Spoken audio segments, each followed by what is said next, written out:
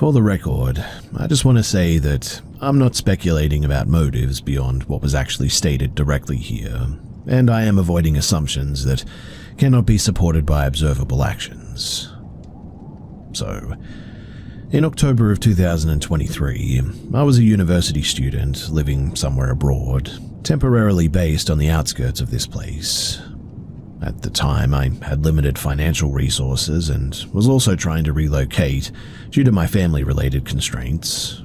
My bank balance was effectively depleted at this point, and I was actively searching for either a room rental or a shared living arrangement within a strict budget.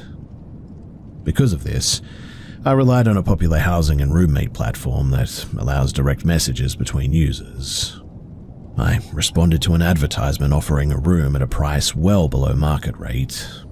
The initial contact was with a man who claimed to be helping an older woman rent space in her own home. Our conversation focused on my financial situation and timeline, and shortly afterward, he gave me the woman's phone number and suggested that I contact her directly. That same evening, I spoke with the woman. The discussion shifted quickly from housing logistics to personal questions. She asked about visitors, relationship history, sexual experience, and religious beliefs. These questions were framed sort of casually, I guess, but their relevance to housing was pretty unclear to me at the time. I dismissed this as inappropriate but not necessarily dangerous. And given my urgency to find accommodation too, I sort of brushed it off. She later told me that she had already chosen another tenant, but suggested that a friend of hers sometimes helped students in similar situations. She described him repeatedly as generous and supportive. She provided his contact information and continued to emphasize his reliability. The man contacted me shortly afterward too. He owned a small tailoring and repair shop in the city. He proposed meeting in person to discuss a potential apartment and suggested that I stop by the shop the following afternoon. Although this raised some concerns for me, my lack of alternatives really influenced my decision to agree here.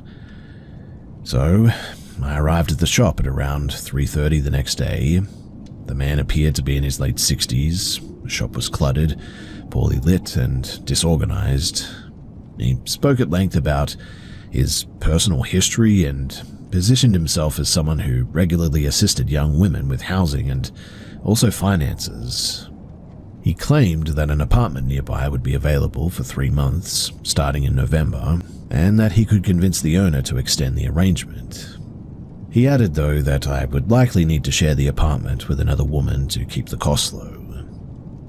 After leaving, he contacted me again and asked whether I would be willing to help clean and organize the shop in exchange for some cash. He framed it as informal work, and I agreed, given my financial situation. When I returned a few days later, I spent several hours cleaning storage areas and folding clothing. The environment was pretty unpleasant, and the conversations remained pretty much one-sided, with him discussing personal relationships and unrelated anecdotes. Toward the end of the visit, he suggested that we go to view the apartment, so we drove together to the location.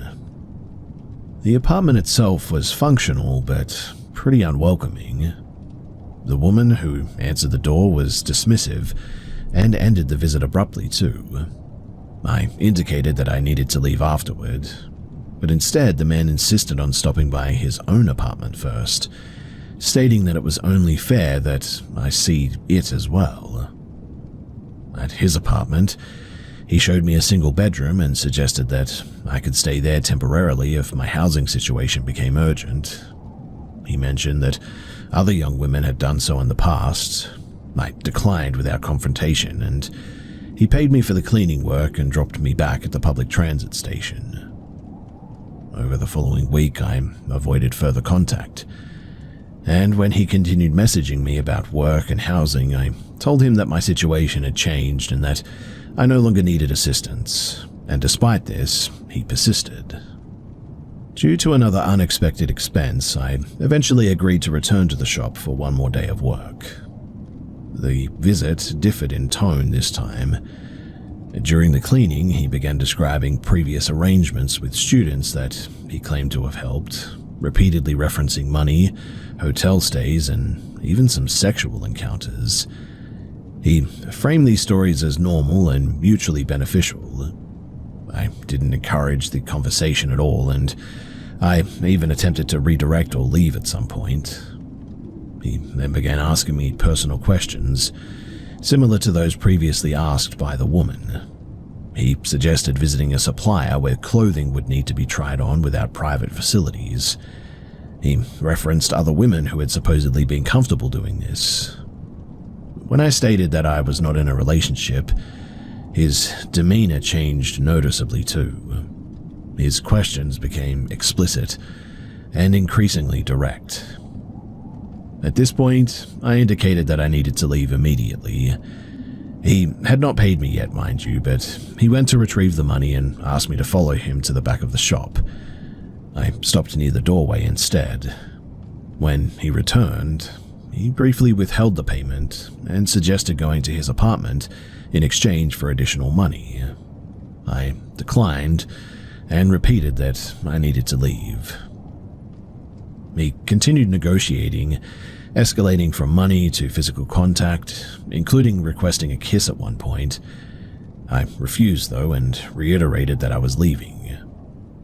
After several seconds, he released the payment and gave me a bag of items that I didn't inspect. I exited the shop without further interaction, and that was it. Once outside, though, I discarded the bag and I left the area using public transit. I blocked his number, and the woman's number as well, immediately. Later that evening, the original man from the housing platform contacted me again, though, offering financial help tied to a housing arrangement and urging me to be quick about it. I declined, and I blocked him as well.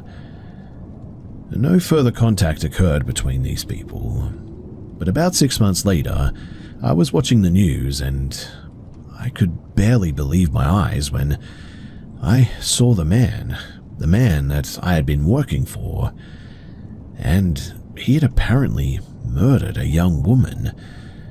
I won't go into the details because it's pretty gruesome, but needless to say, clearly, I really got lucky.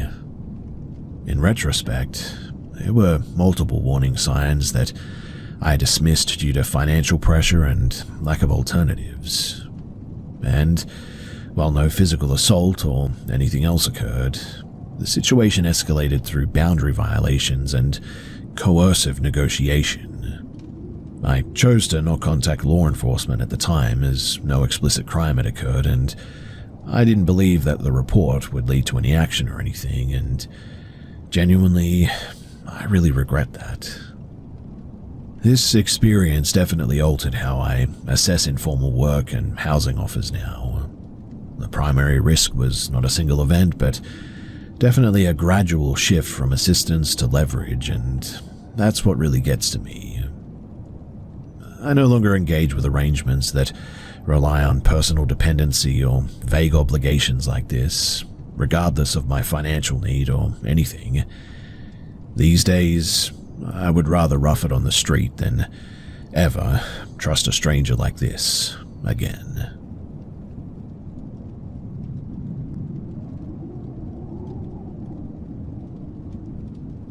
So I had recently relocated from the west coast of the United States to western Pennsylvania for work. I was 24 at the time, and I didn't have any existing social connections in the area. My job involved long, irregular hours and little interaction outside of a small professional circle.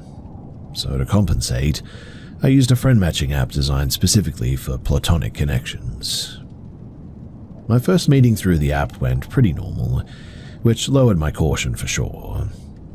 A few weeks later, I matched with another woman, Rachel, who was 22 at the time.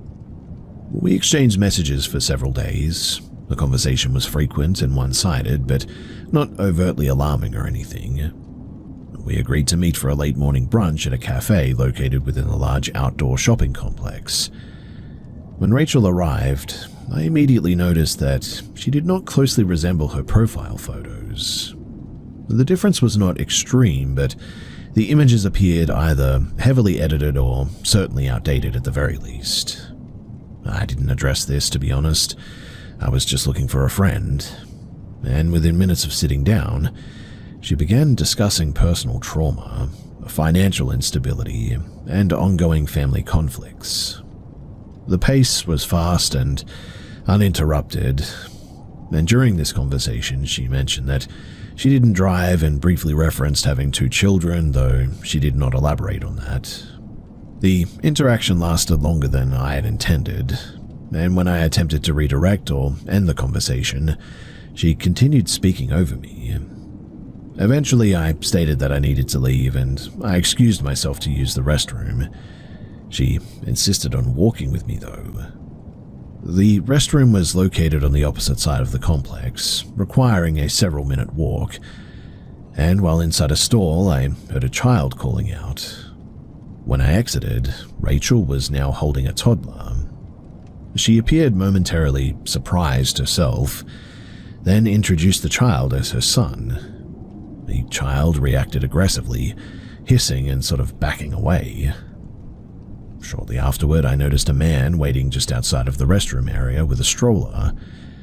Rachel introduced him as her partner. He did not acknowledge me directly.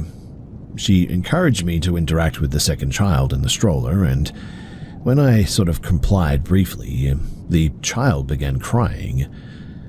At that point, I ended the interaction and left. I watched them walk to a vehicle together, and I was confused by the logistics. Rachel had stated that she didn't drive and had not mentioned that her partner and children were present at the location or nearby during our meeting. The timing of their appearance coincided precisely with my attempt to leave as well, which was weird. Anyway, I walked back toward my car and stopped at a food stand along the way.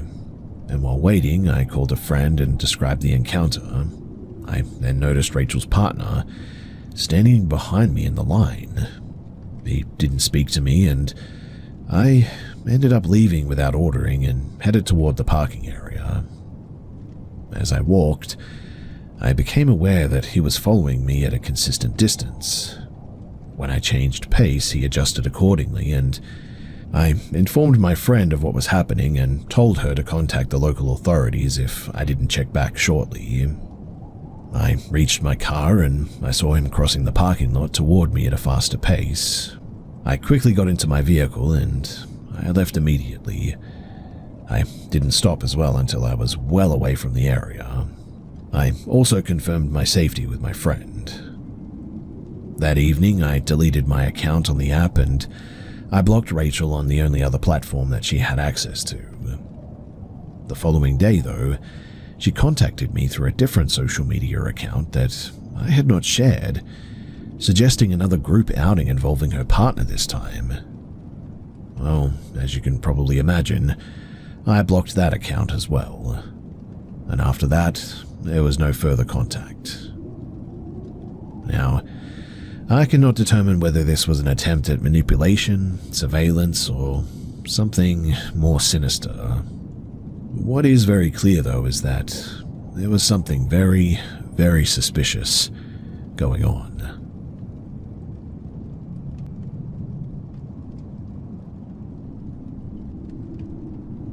This occurred in March of 2023, on a weekday evening, while I was commuting home from work in regional New South Wales, outside of a mid-sized town west of Newcastle. The traffic was pretty moderate that day. Visibility was clear, and I was traveling within the posted speed limit on a 2-lane road that connects several residential areas to a highway spur. From a distance, I noticed erratic movement several vehicles ahead. 2 utes were repeatedly changing lanes, accelerating, then braking abruptly. As traffic compressed around a bend, I closed the distance and became directly behind one of the vehicles involved. At that point, the interaction between the 2 drivers appeared to de-escalate simply because congestion limited their ability to maneuver, but within seconds of being behind this vehicle, the driver began deliberately braking without cause and reducing speed far below traffic flow.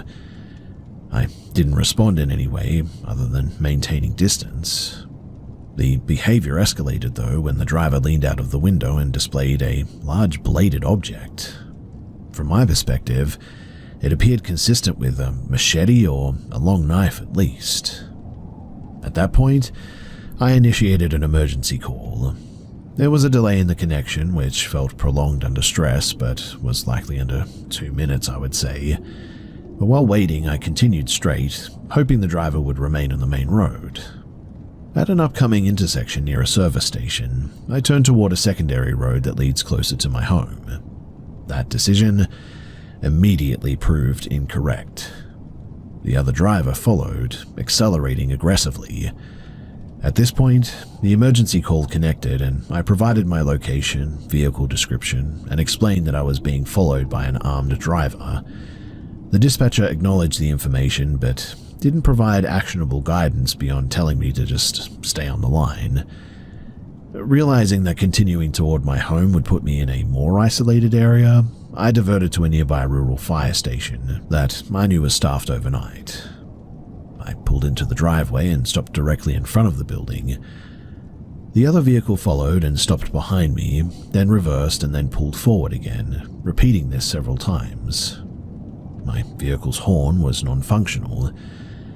I exited the car and began shouting and knocking on the station doors and windows. After maybe 30 seconds, a firefighter inside noticed and opened a side door. I was brought inside immediately and the building was secured. The other driver remained nearby briefly, drove past the station multiple times, then left the area. Police arrived roughly 40 minutes later and I provided a statement and photographs of the vehicle and all that. The response that I received was pretty limited, though. Officers indicated that they would patrol the area, but made no assurance of follow-up.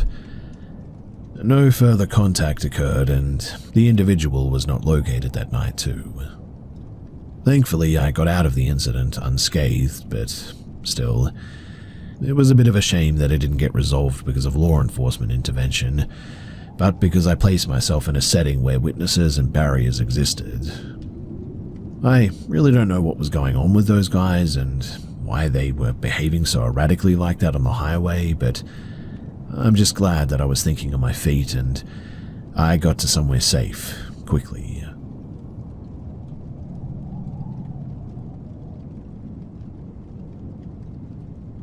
Some years back, I was contracted for a short-notice overnight job in Philadelphia, in a former institutional building constructed in the late 1800s. The structure, it had been vacant for decades at this point, I think, and was only reopened a few years earlier in a mixed-use creative and sort of commercial space. My role, it involved a niche fabrication process that required uninterrupted work between midnight and early morning, which is why the site arranged for overnight security coverage here. Now, from approximately, I would say 11:45 p.m. onward, only 2 people were ever present in the building, myself and a security officer assigned to remain on the ground floor. During our initial walkthrough, I made a casual comment about the old buildings having reputations. He responded plainly that nothing unusual had ever occurred during his shifts. He had been assigned there regularly for over a year now, and then there was no further discussion. I should probably note some background information here too, because it matters to how I sort of interpreted the events at the time. So in the older or historical dense buildings, I sometimes experience brief visual anomalies, momentary contrast shifts, or the impression of like someone standing nearby when nobody is there. But these don't occur in modern environments or daily life, like at all. They resolve immediately when I look directly at that area, and I've never experienced persistent visual distortion, disorientation, or fear associated with them, and I don't experience them outside of specific settings too. But because of that, I don't attribute them to hallucinations, but I also don't assign meaning to them beyond environmental stresses or cognitive noise. Now, During the early part of the night, I noticed those peripheral movements intermittently. I registered them and continued working, and my focus was pretty high, so I was pretty physically tired by the end of the night, and I had headphones on for extended periods as well. At about 4:20 in the morning, I would say, after several uninterrupted hours of work, I was organizing some tools on a low table and looking downward. I became aware of rapid movement directly in front of me, close enough that my immediate assumption was that the security officer had approached without announcing himself or something like that. Weirdly though, my body reacted before I fully processed what I was even seeing, and the figure appeared human, adult and male with a compact build. The movement was fast but controlled, and not aggressive by any means. In the fraction of a second before the image resolved, I noticed clothing that didn't match the security uniform. A long, dark garment with a rigid vertical line at the neck, consistent with older clerical attire. There was no audible sound, no footfall, and no continuation of motion past that point. The figure was just simply no longer there anymore, and it was weird. The entire sequence lasted less than a second, but my physiological response was pretty immediate. Elevated heart rate, muscle tension, and a strong impulse to leave the area for sure. That response passed quickly, replaced by alertness rather than panic, I guess you could say. I didn't feel threatened, but I was unsettled by the proximity of the visual event compared to others that I had experienced in the past. I did consider reporting the incident to the security officer, but in the end I decided against it. There was no safety concern that I could articulate, and I didn't want to create unnecessary distraction or doubt about my professionalism during a contracted job. For the remainder of the shift, I continued working but monitored the environment more deliberately. There were no additional visual disturbances, no sounds, and no interactions of any kind anymore. I completed the project by morning without incident, and really, that was that. In the days that followed, I reflected on the event and reviewed contributing factors like sleep deprivation, prolonged focus, low lighting, and also an unfamiliar environment with complex visual geometry everywhere. I didn't experience anything similar again in that building, nor have I experienced in comparable settings. I don't describe the site as haunted. I describe it as an old structure used overnight under conditions that can produce brief perceptual anomalies. But what made this incident notable was not fear or the significance of it, but the clarity and the closeness of the visual that I saw, which definitely differed from anything else I had previously experienced there. I have no real explanation for what that was, and something tells me that it just wasn't normal, and I don't know, maybe it was just my eyes playing tricks on me or something, but when you go through something like this personally, it's hard to dismiss it as something like that.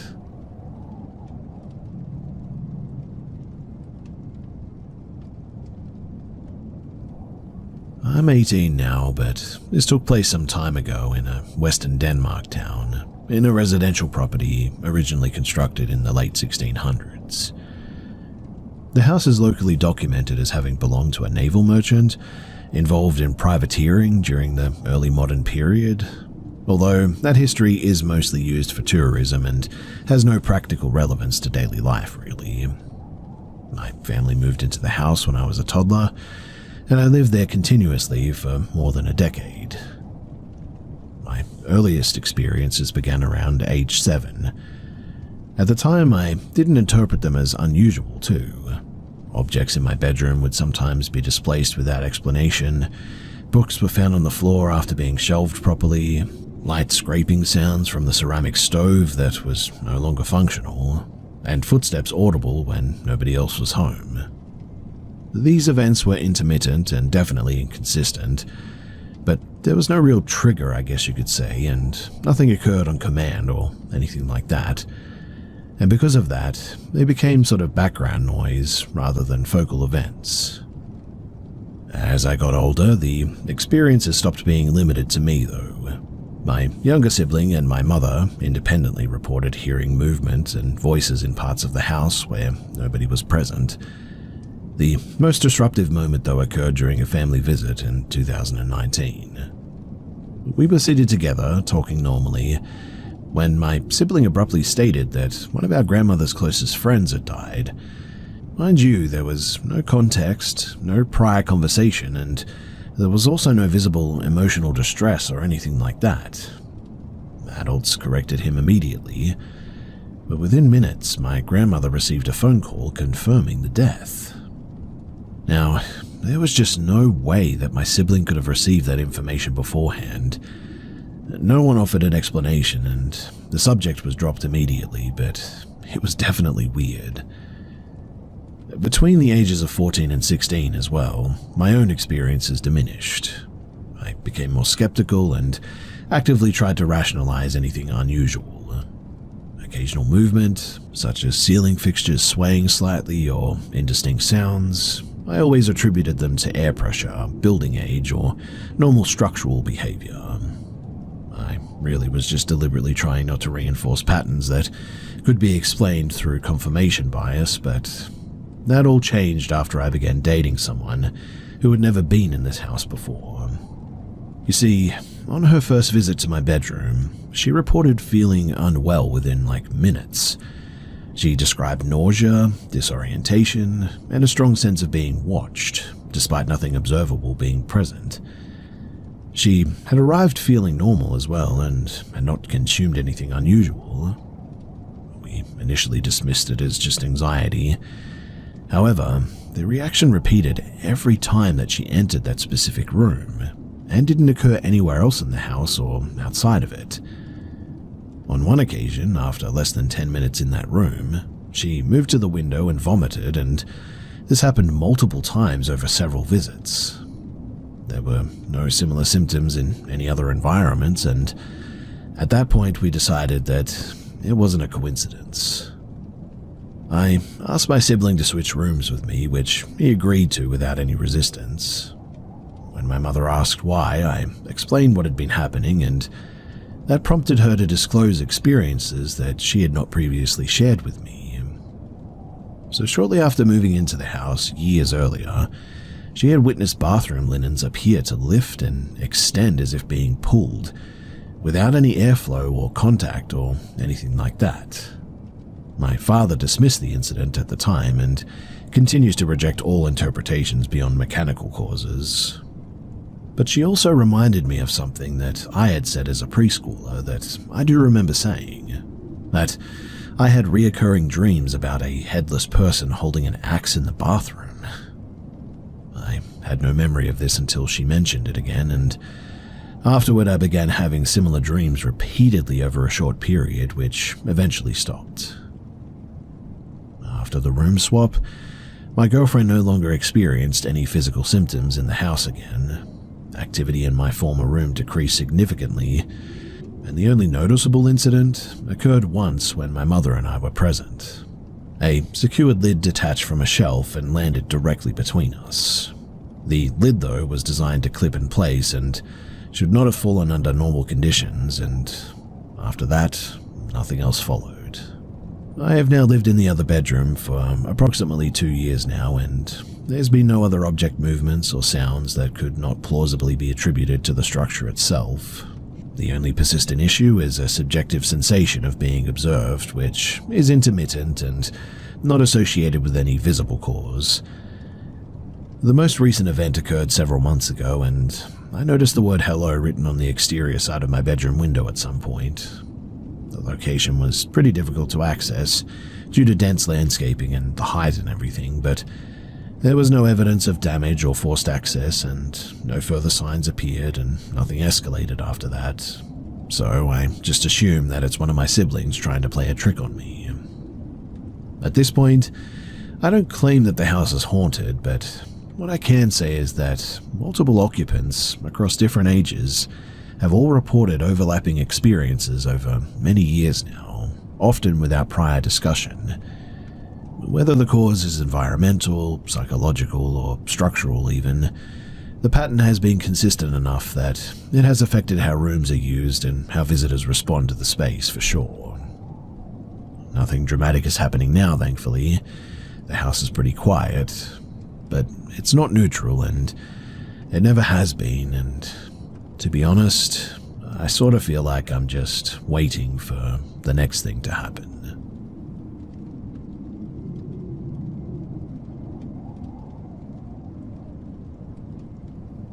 I grew up in a small rural town, in a detached two-story house that stood out because most homes in the area, they were single level. The house was built by my grandfather, and he lived there briefly before leaving to work abroad, shortly after the political and economic changes of the early 1990s. For most of my childhood, the house was used only occasionally by family members, mainly during holidays. But shortly after my grandfather left the country, he allowed an acquaintance to stay in the house temporarily. The man was struggling with substance abuse apparently, and had accumulated debt connected to criminal activity even. The arrangement was meant to provide him with a place to lie low for a time until he could resolve the situation. But this did not work. According to family accounts, he was found by the people he owed money to and also assaulted. He was warned that he had limited time to repay what he owed, or else. Within days, communication with him stopped. A relative was asked to check the property, and the man was discovered deceased on the upper floor, having taken his own life. The house was unoccupied at the time, and the body was not found immediately. My grandfather returned to handle the legal and practical aftermath of everything, including cleaning the interior. And after that, the house remained structurally unchanged for a long time. Now, years later, beginning around 2012, my immediate family began spending summers there again.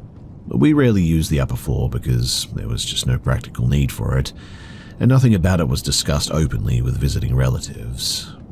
The incident was known, but certainly not treated as a defining feature of the house.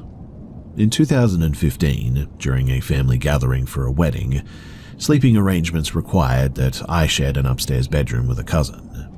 This was pretty unusual and, at the time, exciting rather than concerning. Only my grandparents and two children were sleeping on that floor, and one evening, while watching a movie, my grandfather decided to recount the earlier death in detail. He showed us the location above the stairs and explained how long the body had gone undiscovered for. There was no real intent to scare us or anything. It appeared to be sort of casual storytelling without consideration of the audience, I guess. Well, that night I had difficulty sleeping, as you can probably imagine. I stayed awake using a handheld game console until exhaustion finally set in, and after falling asleep briefly, I sort of woke up abruptly.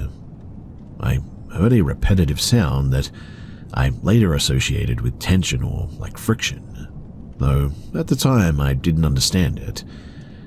In my half-awake state, I perceived a figure in the corner of the room, though, positioned in a way that matched the story that I had been told earlier. I attempted to wake my cousin without any success, and my reaction was not strategic or rational by any means, but I threw nearby objects in the direction of this perceived figure. I then pulled the bedding over myself and focused on slowing my breathing. I eventually must have passed out or blacked out or something, because the next thing I know, in the morning, the room appeared normal. The figure was gone. However, the objects that I remembered throwing, they were scattered on the floor now. At breakfast, my grandfather commented on hearing moving from upstairs during the night and asked why items had been dropped. That confirmed that at least part of the event, my physical actions at the very least, had occurred. The experience definitely had a lasting effect on me too. I avoided staying overnight in that house for some time, and I tend to choose alternative accommodation when visiting the area now too. Not because I believe the house is dangerous or anything, but because the memory is tied to a loss of control during a very vulnerable moment. The story is sometimes told humorously now, but the reason why it remains memorable, for me at least, is that it demonstrates just how easily perception can break down when context, environment, and expectation align in all the wrong ways.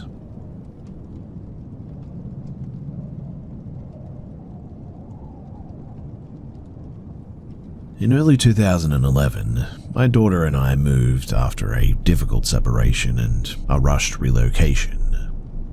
The move was framed as a bit of a reset. The house was modest, recently vacated, and structurally ordinary, but from the first evening there was a persistent sense of, alertness, I guess you could say, that I just could not switch off. It felt like constant vigilance rather than fear, an awareness that did not fluctuate with lighting or noise or company. For the first several days, nothing concrete occurred.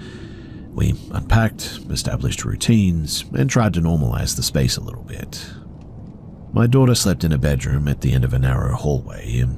I noticed that I avoided that hallway without consciously even deciding to, and at the time I just attributed this to unfamiliarity and fatigue. Now, on the sixth day, while standing at the kitchen sink in the late afternoon, I experienced a sudden spike in anxiety without any obvious trigger.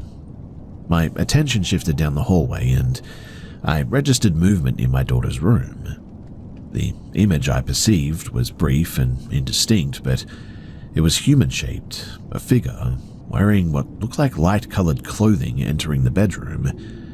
It lasted less than a second, but I reacted before processing it rationally. I ran to the bedroom and found my daughter asleep. The room was unchanged. No door movement, no displaced objects, no sound, nothing. But even despite that, I picked her up and I kept her with me for the rest of the night that night. Sleep was minimal too.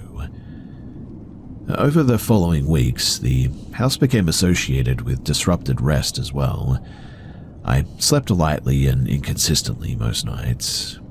During the day, I occasionally heard faint sounds from my daughter's room, tapping, low vocal noises, or even some movement at times. But none of it was consistent or reproducible, so I didn't think too much of it. I checked the house repeatedly, mind you. Pipes, windows, the roof space at one stage, and even some exterior trees that I thought might be tapping the house or something. But nothing definitive turned up. I didn't see the earlier figure again during this period, but the incident that ended our stay occurred maybe about 3 weeks later, in the early afternoon one day. So I had put my daughter down for a nap and went to the living room, and shortly after sitting down, I heard crying from the hallway. Strangely, it was quieter than her usual crying though, and stopped abruptly.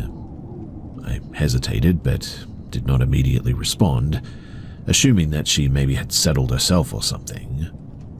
But seconds later, I heard her bedroom door close with so much force, followed immediately by screaming. I ran to the door and attempted to open it, but the handle, it just wouldn't turn, and the door would not budge. As I pulled on it, I felt resistance through the handle, and even some movement. Mind you, the door's handle was not moving because of mechanical failure or anything like that. It was like somebody was holding it. The handle rotated briefly in the opposite direction though, and then stopped. Eventually, I forced the door hard enough that it opened suddenly, damaging the drywall behind it. The room was empty though, except for my daughter, who was pressed into the corner and clearly scared. She pointed toward her desk and she said that someone had been there and had frightened her. There were no marks on her, nothing in the room had changed, and no sign of any other person in there. But we left the house that day, and I didn't try to attempt to rationalize the event while still in the environment. Instead, I returned with family members later to retrieve our belongings, and I terminated the lease shortly afterward. Now, in the years since then, I have not experienced anything like that ever again.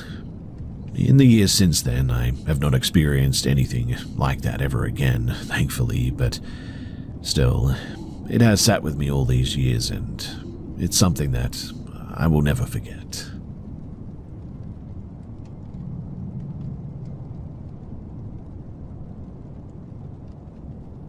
When I was 14, my family moved into a rental house on the outskirts of Washington. The property, it had been vacant for several years by this point, and was known locally for repeated police activity related to illegal occupancy.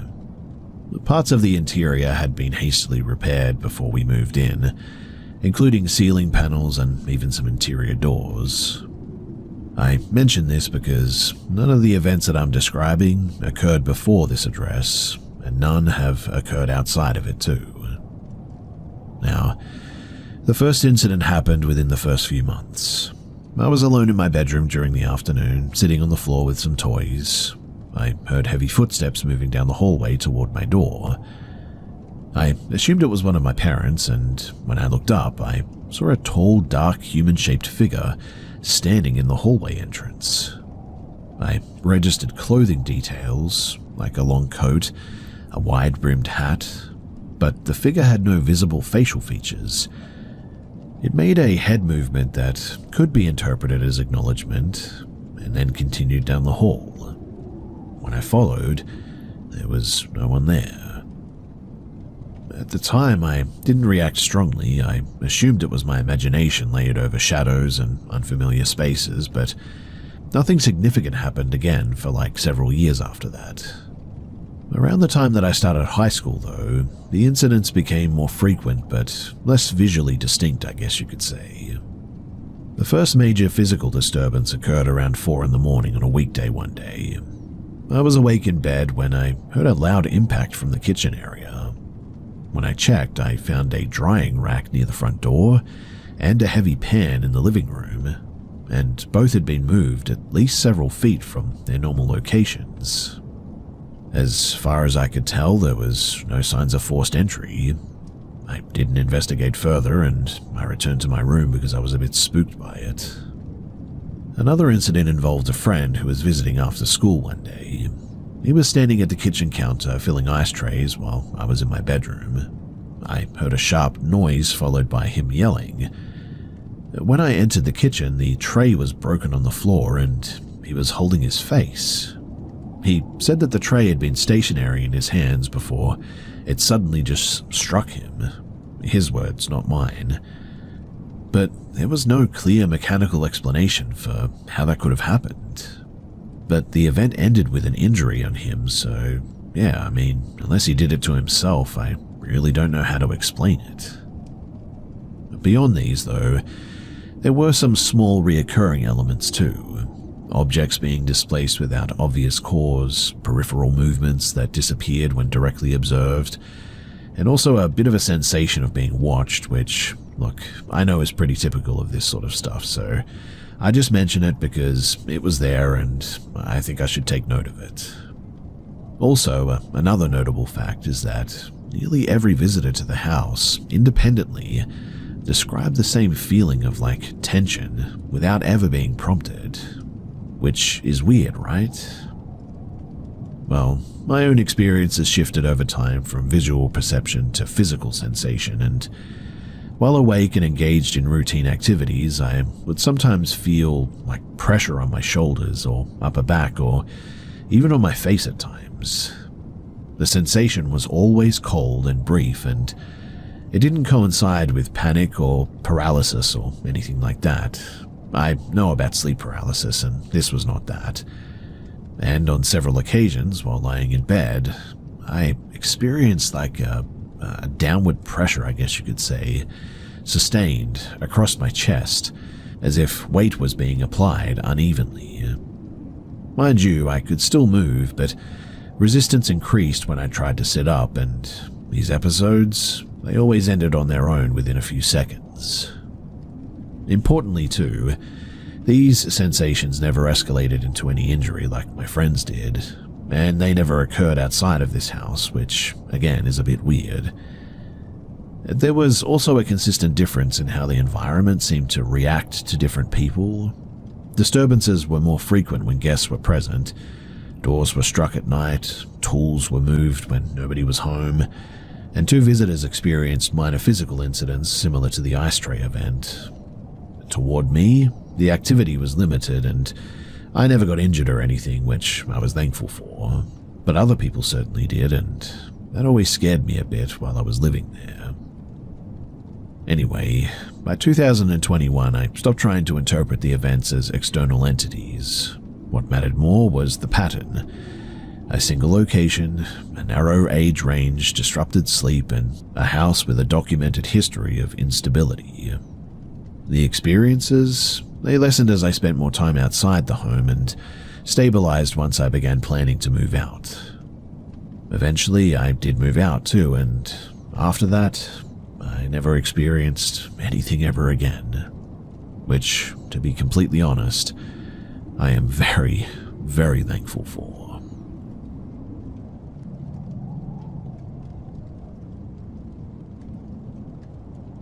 So I was raised in a pretty conservative religious household, which meant that anything associated with the occult was framed as dangerous but also vaguely taboo. I didn't personally believe in spirits, but I was curious and skeptical in the way that most teenagers really are, right? One evening, I was staying over at a classmate's house. Her name was Mara, and her family practiced a mix of cultural traditions that I didn't fully understand at the time. Late that night, she brought out a spirit board that she said that she had kept in the house for years and was not meant to be used casually. According to her, it was stored away intentionally and only ever brought out during specific rituals. I assumed this was exaggeration meant to build tension or something, but despite that, we decided to try it. This was around 9:30 p.m. and we closed her bedroom door, dimmed the lights, and sat on the floor. There were some candles, but more for atmosphere than ceremony, I thought. Mara insisted on reciting a set of phrases before starting, though, which I later recognized as a grounding exercise mixed with superstition. At the time, I was sort of more focused on proving the whole thing was fake, to be honest. But before we started, she told me that if a specific name appeared, Elena, that we were supposed to stop immediately. She gave a vague explanation about past experiences involving that name. I dismissed it as theatrics at the time. Anyway, we began asking some basic questions. The pointer moved slowly, and I assumed that she was guiding it. The first few answers were generic and pretty forgettable, to be honest. But then, after several minutes, when asked for a name, the letters spelled out Elena. Mara reacted strongly. She pulled her hands away and told me that we needed to end the session properly.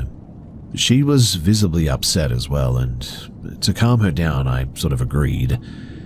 We closed the session, put the board away, and turned the lights back on.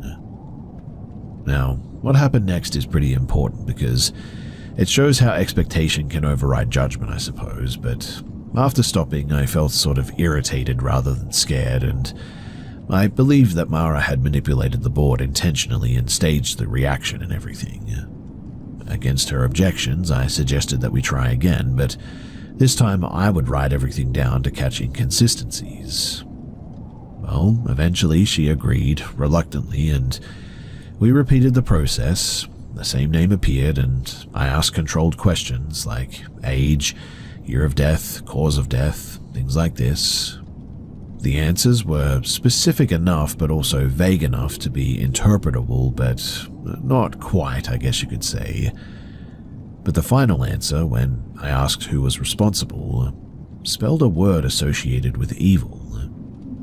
At that point, the pointer slid off the board and hit the door. This was definitely weird and something that I will never forget because I certainly didn't throw this thing across the room, and I really don't think Mara did either. Afterward, I looked up local crime records on my phone though, and I found a case that partially matched the details. A woman with the first name who had been killed by her partner several years earlier. The connection was pretty loose, but my brain filled in the gaps and confirmation bias did the rest, I suppose you could say. That night, We left the lights on and the television on as well, and we laid down without speaking much. I fell asleep briefly and woke up suddenly, disoriented, and I experienced something that I will never forget. A sensation of pressure and the impression of someone nearby. I didn't open my eyes. I felt hair brush my face though, which I later realized could have been my own, but I don't think so. I turned over and confirmed that my friend was asleep, so it definitely wasn't her, and when I whispered her name, she replied without turning toward me and told me to stay still and to stay quiet. That was enough to reinforce my fear, so I stayed awake until morning.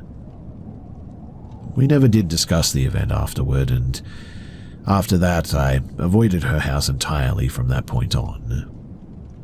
Years later, I still don't know what that was all about. I don't know if it was true or not, or if Mara was moving things, or if it was some sort of an elaborate hoax or what. But I'll never forget that night because it definitely was strange, and I cannot explain everything away, which really is the part that disturbs me the most.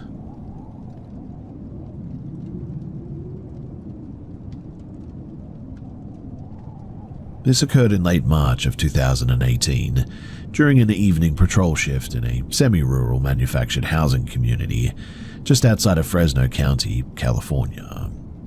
I was assigned to a 2-officer unit responding to a call categorized as trespassing with possible disturbance.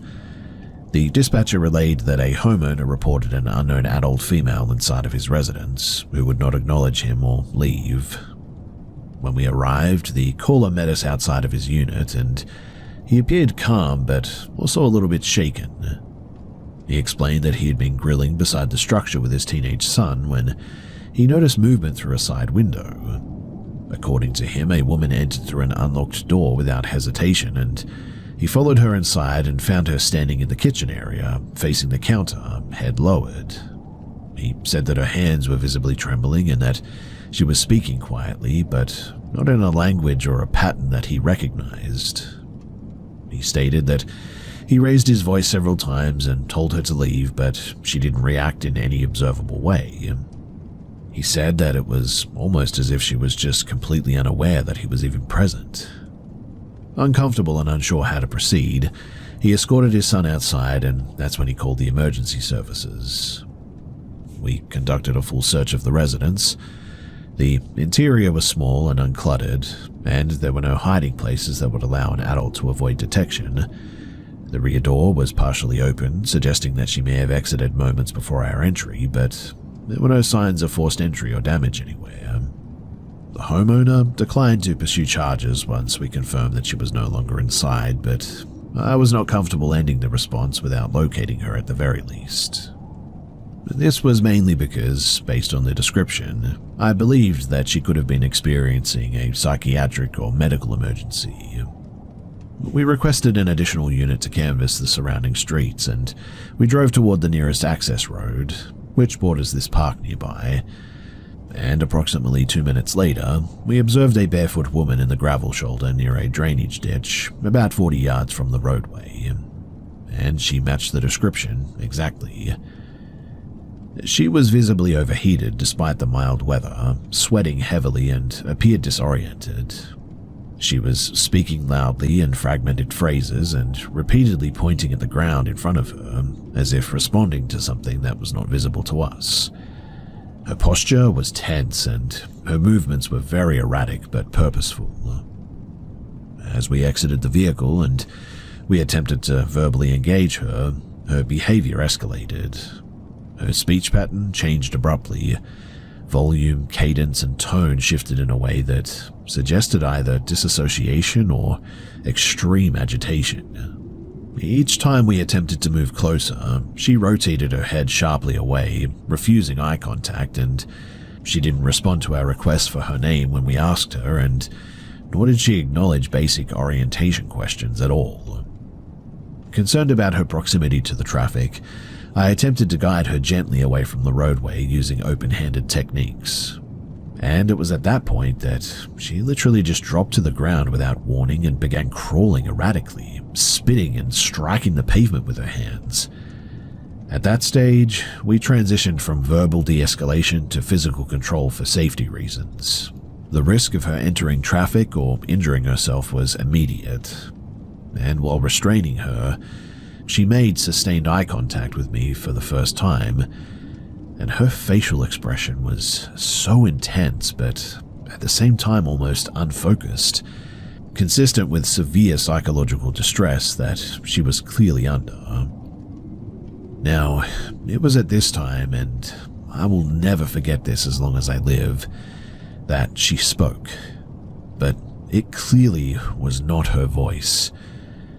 What I mean is that she began screaming and saying random things, but it was like a man's voice.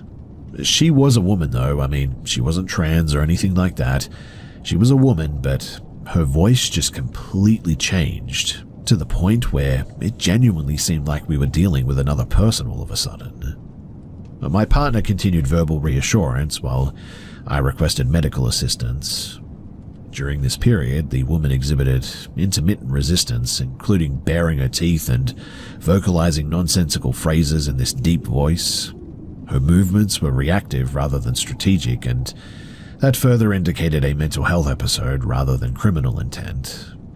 But I recall experiencing a really weird and strong sensation of emotional weight during this restraint. Not fear, but a sense of futility, I guess you could say.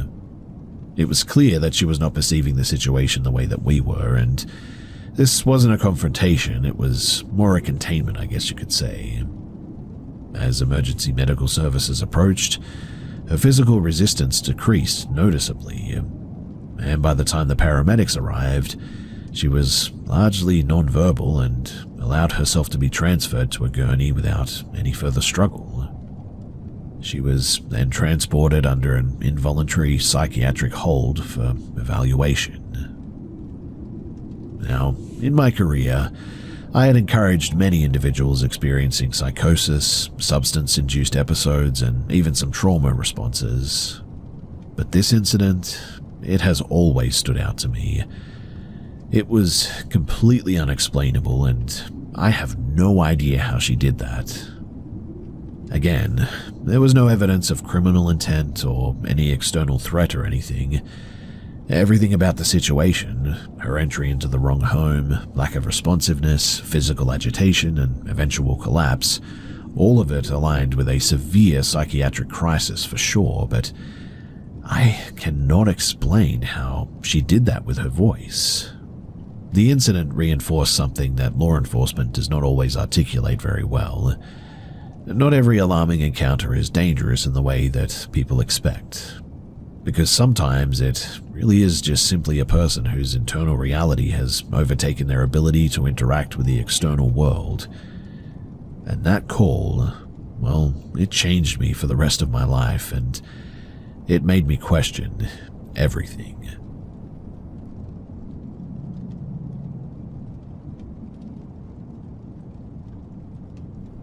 In 2012, my then husband and I purchased a property in Indiana, a neighborhood known for early 20th century homes and declining property values.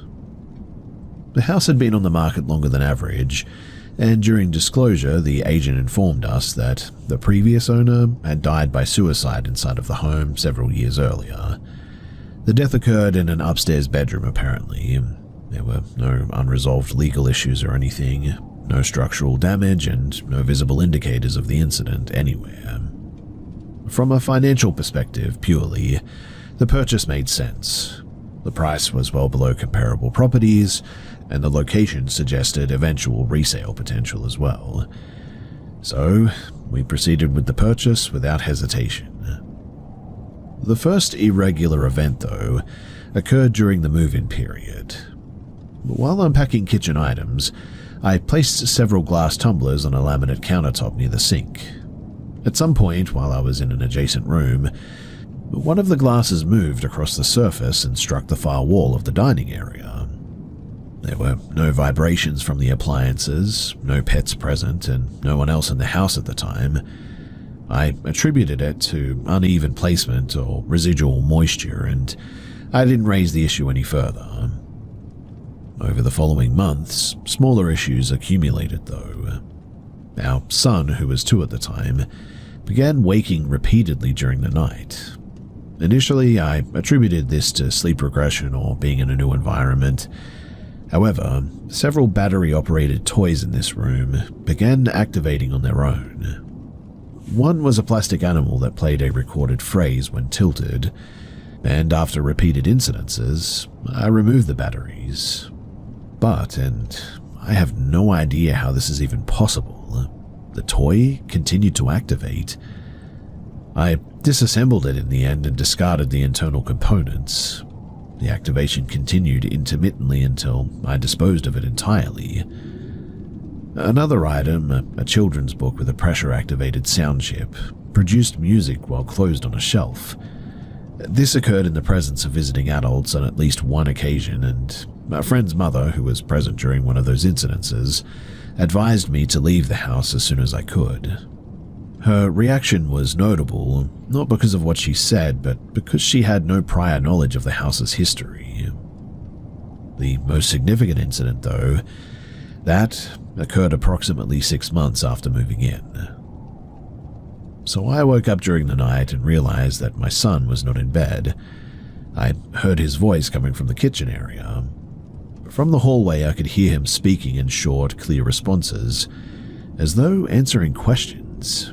He had begun talking in some basic phrases by this stage, and I think that he stated either his name or his age or something, and he mentioned that he was sleeping, I think. There was no second audible voice, and when he returned to the bedroom, he appeared calm, but insisted that someone had been speaking with him. He kept pointing and describing a person, a woman, he said, or mummy, I think is what he said, and at that time, all of his grandparents were alive and living elsewhere, so I don't really know what that was all about. In any case, I woke up my husband and we searched the house. All doors were locked, no signs of entry were present, and following this incident, I began experiencing reoccurring dreams centered on the upstairs bedroom where the prior death had occurred. These dreams, they were consistent in structure but vague in detail, and aligned with symptoms of prolonged stress and sleep disruption for a long time. I don't claim that I saw anything physically present while I was awake or anything, but these dreams were certainly weird. Over the next year, my marriage deteriorated significantly too, and my husband worked extended hours and developed escalating substance abuse issues. The household environment, it became unstable and at times even unsafe. Eventually, I initiated separation and he moved out of the home, and at that point it was just my son and me living there. Now, several weeks later, while watching television together, my son entered the kitchen and began absolutely screaming. When I reached him, he was visibly distressed and unable to speak coherently for like several minutes. Once calm, he stated that he had seen the mummy again and that her face was weird. He said, "Face not right," or something like that. I didn't ask follow-up questions, and I gathered our belongings and I just left the house that day. We stayed elsewhere for several weeks, and when I returned to retrieve additional items, I found that every electronic device in the house was powered on at maximum volume. This included devices that had been unplugged previously. Mind you, as far as I could tell, no one had been there, and there was no evidence of forced entry, and the locks had been changed months earlier, so it definitely was not my ex. I shut everything off, collected what I needed, and I just left. The house was sold later that year as a part of the divorce settlement, and I didn't disclose any of the events described above beyond what was legally required. I have never experienced anything similar to that before or since then, and when I pass that house now, I always feel a bit of fear. I also feel relief that we left before the situation further impacted my son, but Regardless, I was glad to be out of there, and I certainly will not be going back for anything.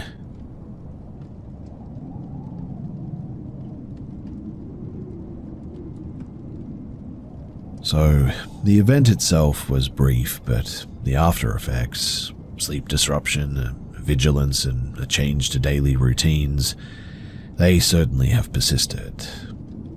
I'm not presenting this as proof of anything, but only as an accurate account of what I personally experienced. So at the time, I was living in a semi-rural area in Missouri. My residential roads transitioned quickly into undeveloped land. My mother, she shared the house with me at the time, and she routinely walked our dog late at night, often without informing me beforehand. This was common enough that hearing her outside after dark was not unusual. Now, on the night in question, I was returning home on foot at about 10:45 p.m. after visiting a friend. I didn't own a vehicle at the time, and the walk was just under 3 miles, and it was pretty familiar to me. The route, it included a slight elevation change and a set of railway tracks that cut through a stretch of unmanaged woodland nearby. On one side of the tracks was the edge of the residential subdivision here, and on the other was a long corridor of trees, bushes, and uneven ground, extending several miles without lighting or buildings. As I approached the tracks, I heard movement coming from the tree line. The sound was consistent with branches shifting or breaking under weight, and my initial assumption was wildlife, likely deer or maybe a dog or something, which were known to pass through the area from time to time. I stopped walking briefly to identify the source, intending to continue once the noise passed. While standing there, I heard my first name spoken aloud, though. The voice was high-pitched and weird, steady and emotionally neutral. It did not sound distressed or urgent or anything, and the cadence was uniform, with each repetition spaced several seconds apart, pretty much exactly. The tone sort of matched the voice that my mother typically used when calling our dog, not when speaking to another adult. The sound originated from within the wooded area, though, roughly 30 to 40 feet off the path. I didn't respond. At first, I assumed my mother might be nearby or something, and unaware that I was approaching from the opposite direction. However, I dismissed this pretty quickly because the circumstances didn't align with her usual behavior. She would not walk the dog that close to the tracks, and she would not call my name repeatedly in that manner, ever. Additionally, I could not hear the dog anywhere anyway, its collar or any of its movements or barking or anything. The voice repeated my name several more times though, each repetition sounding closer, although I didn't hear any footsteps or any movement in the forest or changes in volume or anything that would normally indicate somebody approaching. The consistency of the voice, though, was notable. There was no variation in the pitch, speed, or inflection. It was almost like it was on repeat. It was at this point that my heart began to race a bit, my muscles tensed, and I also had a bit of an inability to move for about several seconds. I was sort of frozen in fear, I guess. This reaction was involuntary and not something that I had previously experienced in any other situation. I was not under the influence of alcohol or any substances or anything, so I had no idea what was going on. I resumed walking though without acknowledging the voice eventually, and I didn't look toward the tree line again. The remainder of the walk was uneventful, and I reached my house without any further incident.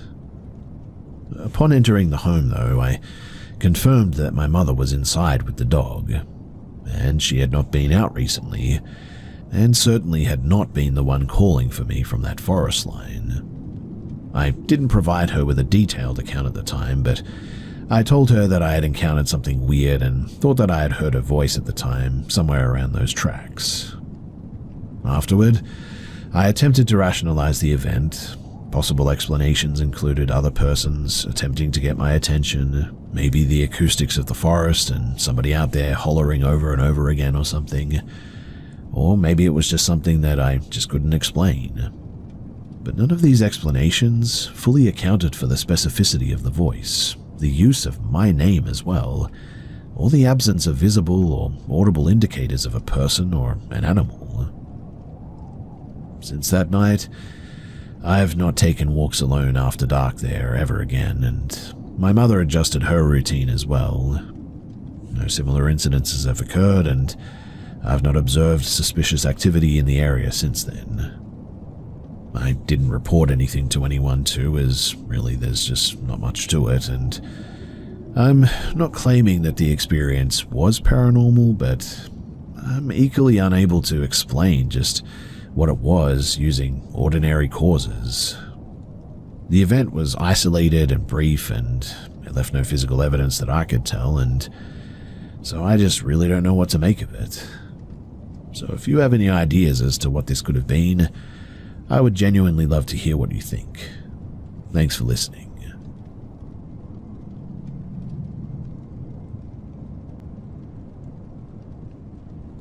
I've always grown up around weird, unexplainable experiences, so knowing that moving in with my best friend, who has a lot of weird encounters on her property, really didn't bother me at all. I have been coming around for 5 years before I even started living here, and I only experienced little things like hearing footsteps, the doors opening on their own, basic things like that. I only actually saw something a few times. It was over the summer, and I was basically already living at her house because of how often I was over there. But the following stories are from before I moved in. So, the first time I ever saw it, it was at night, and my best friend, I'm just going to refer to her as my sister from now on, had gone inside of the house to grab something. I was standing on the porch. Dad was out with the dog and a flashlight, so that was how I was able to see it. What I saw was a creature with pale, tight skin that didn't seem to fit all of its bones. It honestly looked a bit like large animal bones shoved inside of human skin. It was crawling on all fours towards the road, so it wasn't facing me. It didn't even acknowledge me.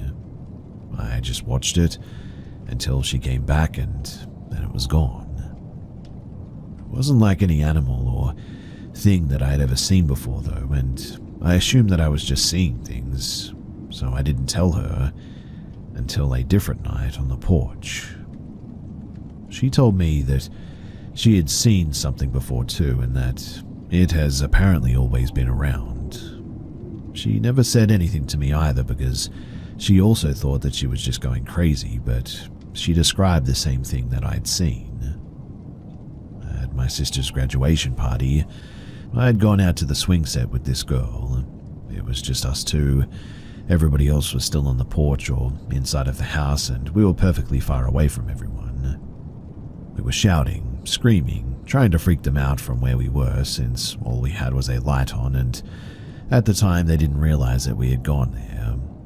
It was more like manic laughter, I guess, and witch noises, not actual screaming, so they would know for sure that it was just us. Still a scary thing for a group of cross-faded people to hear, right? Although I was fully sober at this party, so I know what I saw was real. I kept seeing something running around us in what I assumed was circles. I ignored it at first, and me and this girl started talking about getting my sister and her boyfriend at the time, now ex, thank God, to play a trick on the people sleeping in the camper, since we saw them head in for bed like the four of us had planned. But soon after that, we saw a figure walk around the camper and shake it. We assumed that they had got there first and stayed where we were. Eventually, after maybe an hour or so, we were talking about heading back. It was around 2 or 3 in the morning, maybe even 4 at this stage. That's when we looked over and saw a tall human figure walking around the pool. They were too tall and skinny to be anyone that we knew. We tried to think logically and assumed that it was my sister's boyfriend. We decided to walk back, and once we got back onto the porch, my sister's boyfriend ran up the steps toward us and started yelling at us for messing with them. My sister was on the porch and said that she just watched us come off the swing set, so it couldn't have been us. but apparently we saw what they saw. But someone was underneath the porch poking my sister's boyfriend in the back, allegedly. This is obviously something that I didn't witness, but it is what my sister and her boyfriend, Evan, said. He at first didn't believe my sister about what was going on and threatened whatever was outside by saying that he was going to touch it. He was way more detailed than that, but I don't feel like going into detail about what he told this thing. But that was when they both saw it. It had somehow gotten up to the porch and peeked from around the corner at them. My sister said that she was so shocked and terrified at what she saw that she could hardly put together the face of it. She just remembers that it was pale and extremely skinny. Now, when I first moved in and was dropped off at the house, I was pretty much completely alone. I went out into the kitchen to get some food, and that's when I heard my sister's cat, Teslie, meowing. When I got to him, I still heard him meowing, but I was looking at him and he was not meowing or moving his mouth at all. Something told me to look outside, no matter what I heard, and I stayed with him since I assumed that he would be scared too, but I went back into the room and I heard constant footsteps. I knew that it wasn't the cats because I knew what the cats all sound like, and it definitely wasn't them. I also used to sit on the porch at night, pretty much every night, until I would, without fail, every night hear things moving on the porch or something walking around, even though I was completely alone. I would hear voices that I didn't recognize, but I guessed I was hallucinating since any hallucinations that I've ever had have been tame. Normally I would just hear conversations I couldn't make out or something like that, and they stopped after I moved out of my parents' house anyway. I'm assuming that they were caused from stress, but after this I really don't think I was hearing things. It started to get more consistent and obvious recently, like it doesn't care who sees it or hears it. It's like it wants us to pay attention to it or something. The scariest experience, though, was when we were on the porch with our friend. Their name is Sean. We were in a hunting blind and we were smoking together, but I wasn't high or anything, and Sean wasn't high at all. I believe that he has a much higher tolerance than my sister and I, but we were talking about it, mocking it, and just sort of joking about everything that we had seen. My sister stuck her hand outside of the tent and pulled it back in almost immediately while screaming that something had apparently touched or grabbed her hand. I assured her that it was just a bug or something, and honestly, I wanted to believe that it couldn't have been the creature or anything.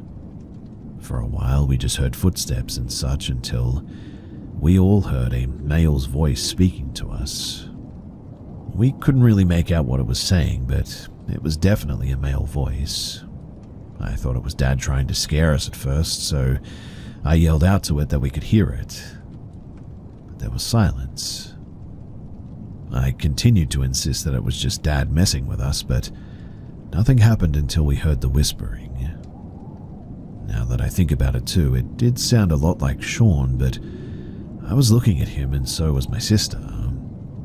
She started crying because she heard the same thing that I did, and so did he.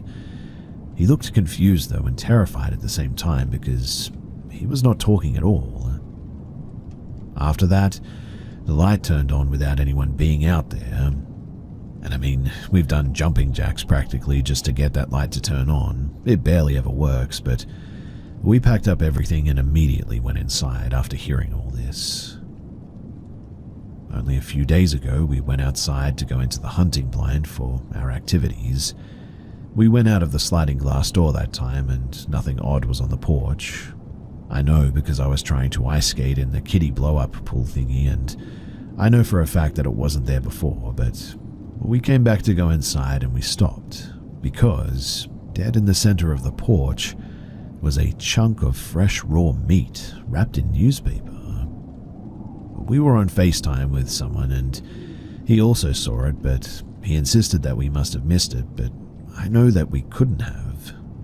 It had been snowing and we were outside long enough for it at least to have been covered in snow. In any case, we went inside and asked Dad about it, and We have absolutely no newspaper, and nobody in the house would have wasted meat for a prank that didn't even get a scream out of us. The newspaper, it wasn't even wet either, which was weird. Only maybe a day before that incident too, we saw these large footprints right in front of our bedroom window after being on our way inside after hunting blind activities and all that. Nobody's shoes looked like that. They were long and thin and a bit like a clown shoe foot or whatever. They didn't lead anywhere and there was no trail, just one set in the middle of nowhere. The weird thing though is that they didn't lead anywhere and they were not trails from anywhere either. They were just one set in the middle of nowhere. Well, we just simply went inside and assumed that we must have missed it when we came out, but I know for sure that we didn't because I tried to grab my sign that fell by our window, but I decided to leave it since it was already covered in snow. My sister also knows that they weren't there before either because she apparently checked there as well. And to add insult to injury, we don't have a curtain, which was very fun to think about. Now, the house isn't that old, but the property sure has a lot of history. I'm not entirely sure what I was told, but the property could be haunted because of all the horrible things that happened here allegedly. People have died in this house, and sometimes things do act up, like Thanksgiving night, for example. I was in my bedroom by myself. My sister was in the bath, and her nephew was trying to sleep on the couch. I heard the sound of someone walking in and out of the house, doors opening and shutting, just a whole lot of strange things, and her nephew heard it all too, and claimed that he had seen things staring through the window, watching him sleep. We don't really talk to him about what we've seen, but he described exactly what we have, multiple times as well. But my sister, she said that she had heard someone knock on the door, and her younger sister shout, "Mum." Mum was clearly asleep on the bed, and she wouldn't have done that since it could wake her up. This was around midnight since she texted me about it when it happened, since at first she thought that it could have been me, but also knew that I wouldn't make that much noise while Mum was asleep. Our sister was asleep at that time too, and there were no footsteps or anything at all, even though you would be able to hear someone walking up to the door like that. Another time, most recently, we were messing around with a Ouija board. I know, kinda stupid, but it's only worked for me once and it didn't work this time, so I spelled out something stupid and threw it across the room without saying goodbye. Later that night, I swear that I saw a little boy running into our aunt's bedroom. I went outside to tell my sister what I saw, and thankfully we didn't have anything happen related to that kid after that. We did randomly get a strong feeling though that we were being watched, or to not look outside or into the yard or whatever. I've never been afraid of the dark, but I've had these feelings before at my parents', so I'm really not sure what else to think or feel. And well, really, that's about it. Obviously, more things are probably going to happen, and if they do, I'll be sure to update all of you guys. By the way, I saw it again the last night through my window, the thing outside specifically. I don't think whatever's outside is related to anything that happens inside, weirdly enough, but it was tall and it was too dark to see anything more than a silhouette. It looked to be maybe about 6 feet at least, and it had longish fingers or claws, I guess you could say. I don't know, but they looked sharp. I looked at it for a good minute and it didn't go away, so I don't think it was my mind playing tricks on me or anything. At first I thought it was a reflection of everything in my room on the window since there was some TV light. I left to go to the bathroom and I came back to my sister in the bedroom with the light on, and I could clearly see the reflection in the window, and that's when I knew that it couldn't have been anything in the room making a shape like that. Not long after, my sister left again, and I saw it put its hand in front of the window while I was sending a voice note to some of my friends who know what's been going on here. It even tapped on the window 3 times. My sister came back and I immediately asked her if she had heard it or was tapping or something. I got up and looked out the window to find, well, absolutely nothing. After that, I sat back down and we sat in silence for a few minutes until we heard movement, and a sort of backwards whistling is the best way to describe it. After that, nothing else happened, and if it did, we just ignored it anyway. This hasn't happened before, but my sister doesn't seem that freaked out by it. I'm not sure if I am either, to be honest, but I guess it just sort of feels normal at this point. Although, I will say this event does seem to be a bit of an escalation in what's been happening.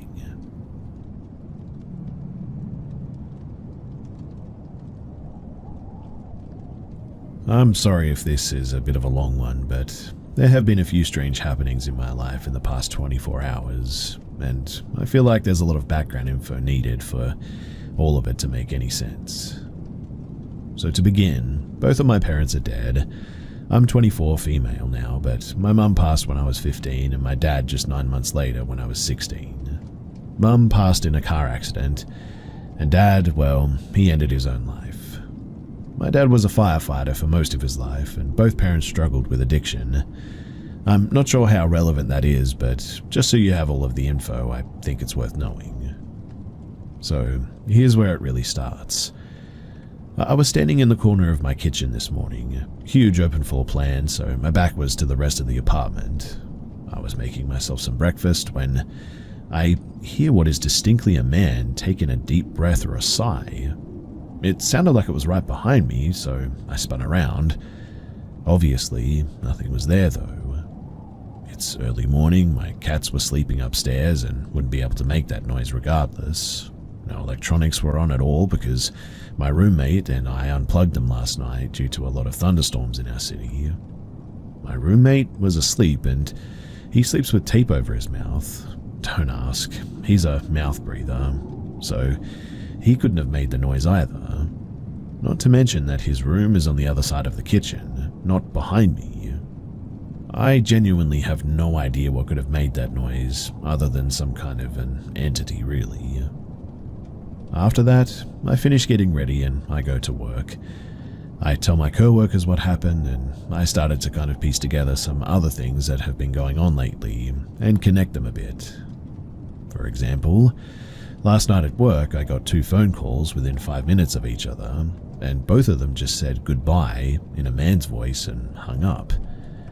My roommate also left a candle burning in the shared bathroom overnight, and my dad, the firefighter, spent my whole life drilling fire safety into my head. But yesterday, I was going through a bunch of my things and spring cleaning essentially, and ended up finding a few of my dad's things that I've never seen before. Even though I've gone through these things dozens of times in the almost 8 years that he's been gone now. But I found a very cryptic note with things written on it like despair, pain, loneliness, darkness, etc. And at the bottom, my name was written and circled. I also found a cassette recorder with my dad's voice on it. I've been getting splitting headaches for the last 2 days too, when I normally don't get them at all. The noise itself sounded like it came from the corner directly behind me, and the only things there are a wax warmer and one of my dad's old bottles from his house, which has its own very creepy backstory. But lastly, to get to my apartment, you have to walk up a stairwell that has motion sensor lights. For the past couple of days, the light has been flickering just non-stop. So, all of that by itself, while still very alarming, could be kind of ignored. But then I get home from work today, open the door to the stairwell. The light is still flickering until I'm standing directly below it, because as soon as I get underneath it, it stops flickering and is working normally. I stood there for almost a full minute and took a video of it to show my roommate, and the second that I turned around to keep going up the stairs, it started to flicker again. I really don't know what to make of any of this or where to go from here, so any advice or thoughts as to all of this, Genuinely would be greatly appreciated.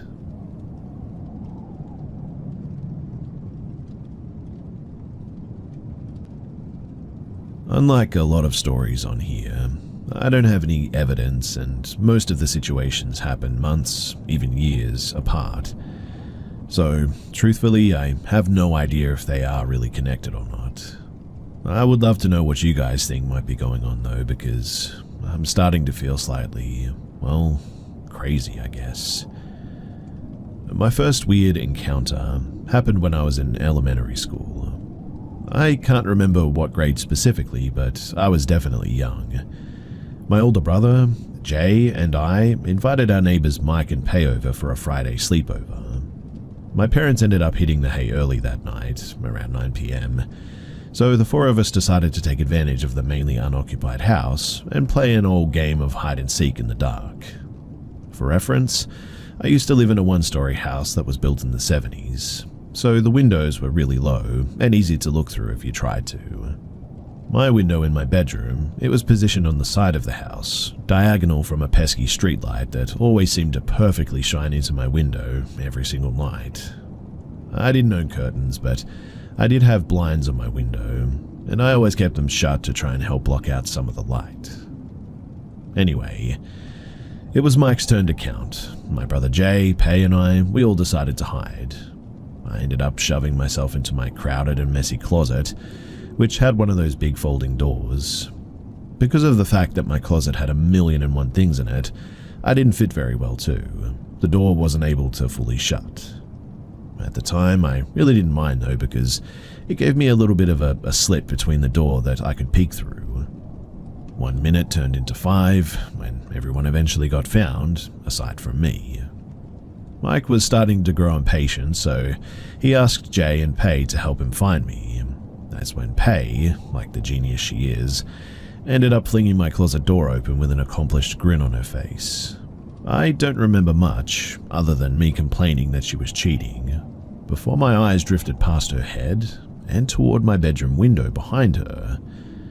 I remember my blood ran cold, because the silhouette of a man with a hand literally cupped to the window, as if he was trying to peek in, was enough to scare the ever-loving out of me. I screamed a blood-curdling scream, which only caused Pay to turn on her heels to try and see what had me so frightened. It took all but 3 mere seconds before her screams joined mine, and we both gripped onto each other and full-on sprinted into the living room. I nearly stumbled into my older brother's hands while my parents raced out of the bedroom. I ended up explaining to them through choked tears that there was a man outside of my window. My older brother and stepdad grabbed a flashlight and a knife and checked every perimeter outside. They even went as far as checking our surrounding neighbors' backyards and down the street too. But there was nothing. Nobody. Literally, the street was dead quiet. And, just as a side note, I remember very clearly that it was pouring down rain that night, so it would be incredibly hard for anyone to escape quickly without leaving sunken footsteps in the mud, and without the sound of heavy shoes slapping against wet earth. But fast forward many, many years, and at this point, I'm 19 years old, and I end up moving in with my girlfriend and her family. Just to add in too, I know it doesn't typically mean much, but the feeling of being watched, always having unknown company hovering behind me, has been a feeling that I've felt for over a decade now. Sometimes I feel like it's just in my head and, I don't know, I'm just sort of psyching myself out. But other times, the feeling just feels so real. Like, I just cannot shake it. Like my body is trying to alert me that I'm not alone. And the more I ignore my body and its warnings, the louder it screams. Anyway, I'm 19 now, like I said, living with my girlfriend and her family. One night I decided that I absolutely needed a midnight snack. My girlfriend had already been knocked out of sleep along with her younger brother and her parents, so I went downstairs, clutching onto the collar of her American bulldog, because, just like so many times before, I felt the unease of not being alone. For reference, to get to the kitchen, you have to come eye to eye with their sliding glass door that leads to their backyard. And let me be clear too that I am 100% certain that that night the door was shut and locked. 10,000% certain of it, in fact. I ended up making myself a PB&J when a shiver literally racks through me. I ignore it, of course, and finish making my sandwich and clean up the mess that I made before turning around to head back upstairs. I end up turning just to stare at a half-open sliding glass door. Obviously, I immediately jumped into, oh my goodness, there's a human in the house right now. So I ran over to the door and shut it, and locked it before checking out the entire downstairs. But in the end, there wasn't a single soul other than me and the dog. I literally cannot explain how that happened. Even to this day, it fills me with a sense of just unease. When I woke up the next morning too, I asked my girlfriend's parents if they could have forgotten to lock the door. They stared at me with confused looks before reassuring me that they always double-check that all the doors are locked every single night. Now, this next situation happened maybe a few months later. My girlfriend and I decided to take a weekend trip back down to my hometown to visit some friends and family. Basically, we joined my one friend at a bonfire that was being hosted at her grandmother's house. To quickly explain it too, her grandmother lived on a pretty big plot of land in the middle of nowhere, where the only thing that's surrounding her are back roads, a cornfield, and a thick bundle of trees lining her backyard. Now, my girlfriend wanted to be silly and decided to leave the bonfire and sprinted a little over 150 feet to lay on her back a few feet from the lining of the trees. My friend and I ended up just sort of staring at her, waiting for her to pull one of her stupid jokes, when we hear an utterly bone-chilling scream erupting from the forest. I have never seen my girlfriend get up and run so quickly. When she got back to us, she was shaking like a leaf with eyes wider than the moon itself. I've been with my girlfriend for 4 years and I've never known her to be a liar, and she swore on specific things that she loved that there was something that screamed at me just a few feet away in the trees. She said, though, that she didn't see anyone or hear anything else. It was just dead silent when all of a sudden the scream ripped through the air, and it sounded so terrifying that it even unnerved my friend's parents and grandma. This third situation happened not long ago. My girlfriend ended up having to work a 24-hour at the fire station, so it was just me, the little brother, and the parents at home. Just like the last time, my grumbling stomach kept me from being able to fall asleep that night.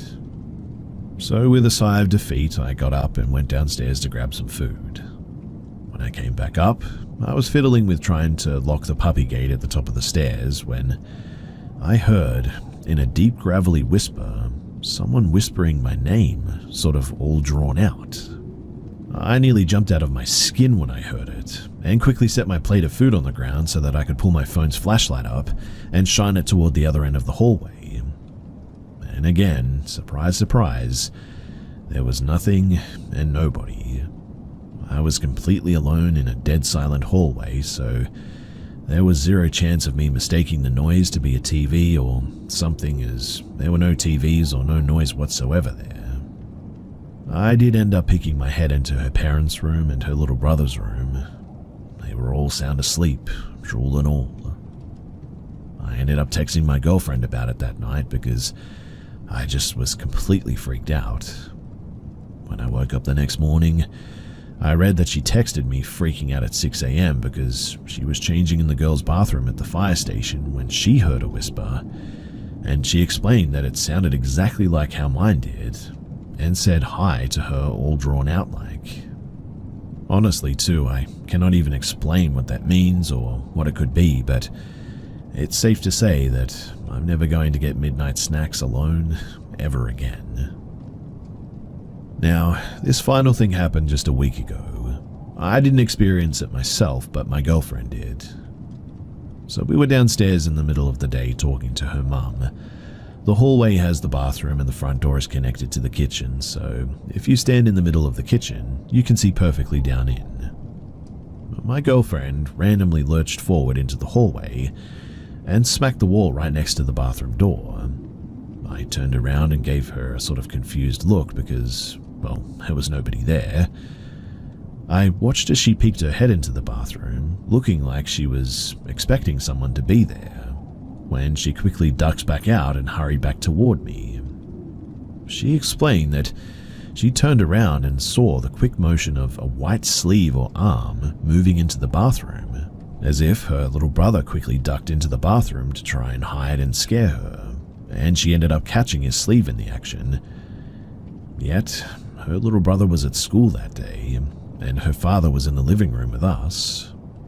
In other words, there was absolutely nobody else in the house other than us four, and everybody was accounted for. Like I said, I have no idea if these are all linked in some way, if there's something that's been following me since I was a child. I'm really not sure. I've never seen any figures myself, just have heard very unexplainable things that are definitely real. But I don't know. What do you guys think?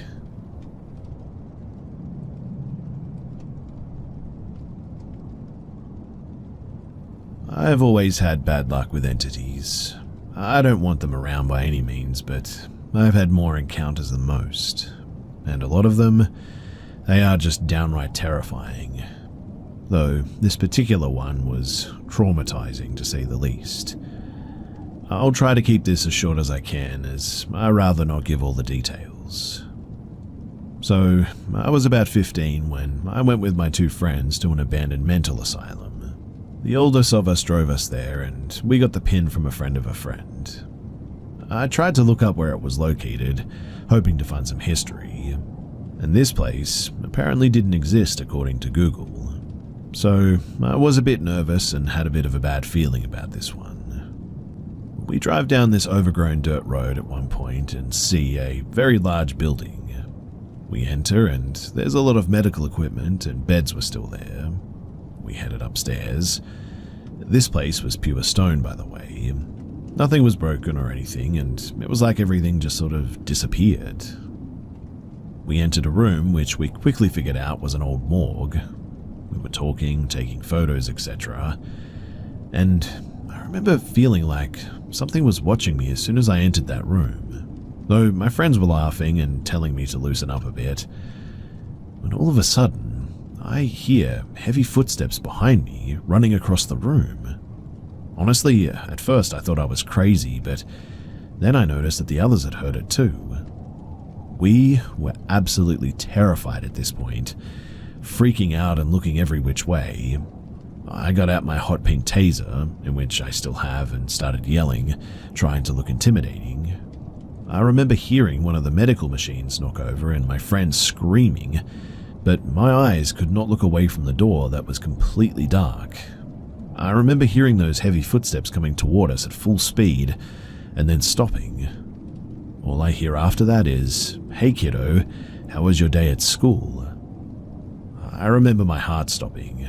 I didn't see anything, and I didn't stick around to find out either. We ran all the way out without any question. We got in the car safely, thank God, but when we were well away from the place, my friend turned to me and said, "What was that?"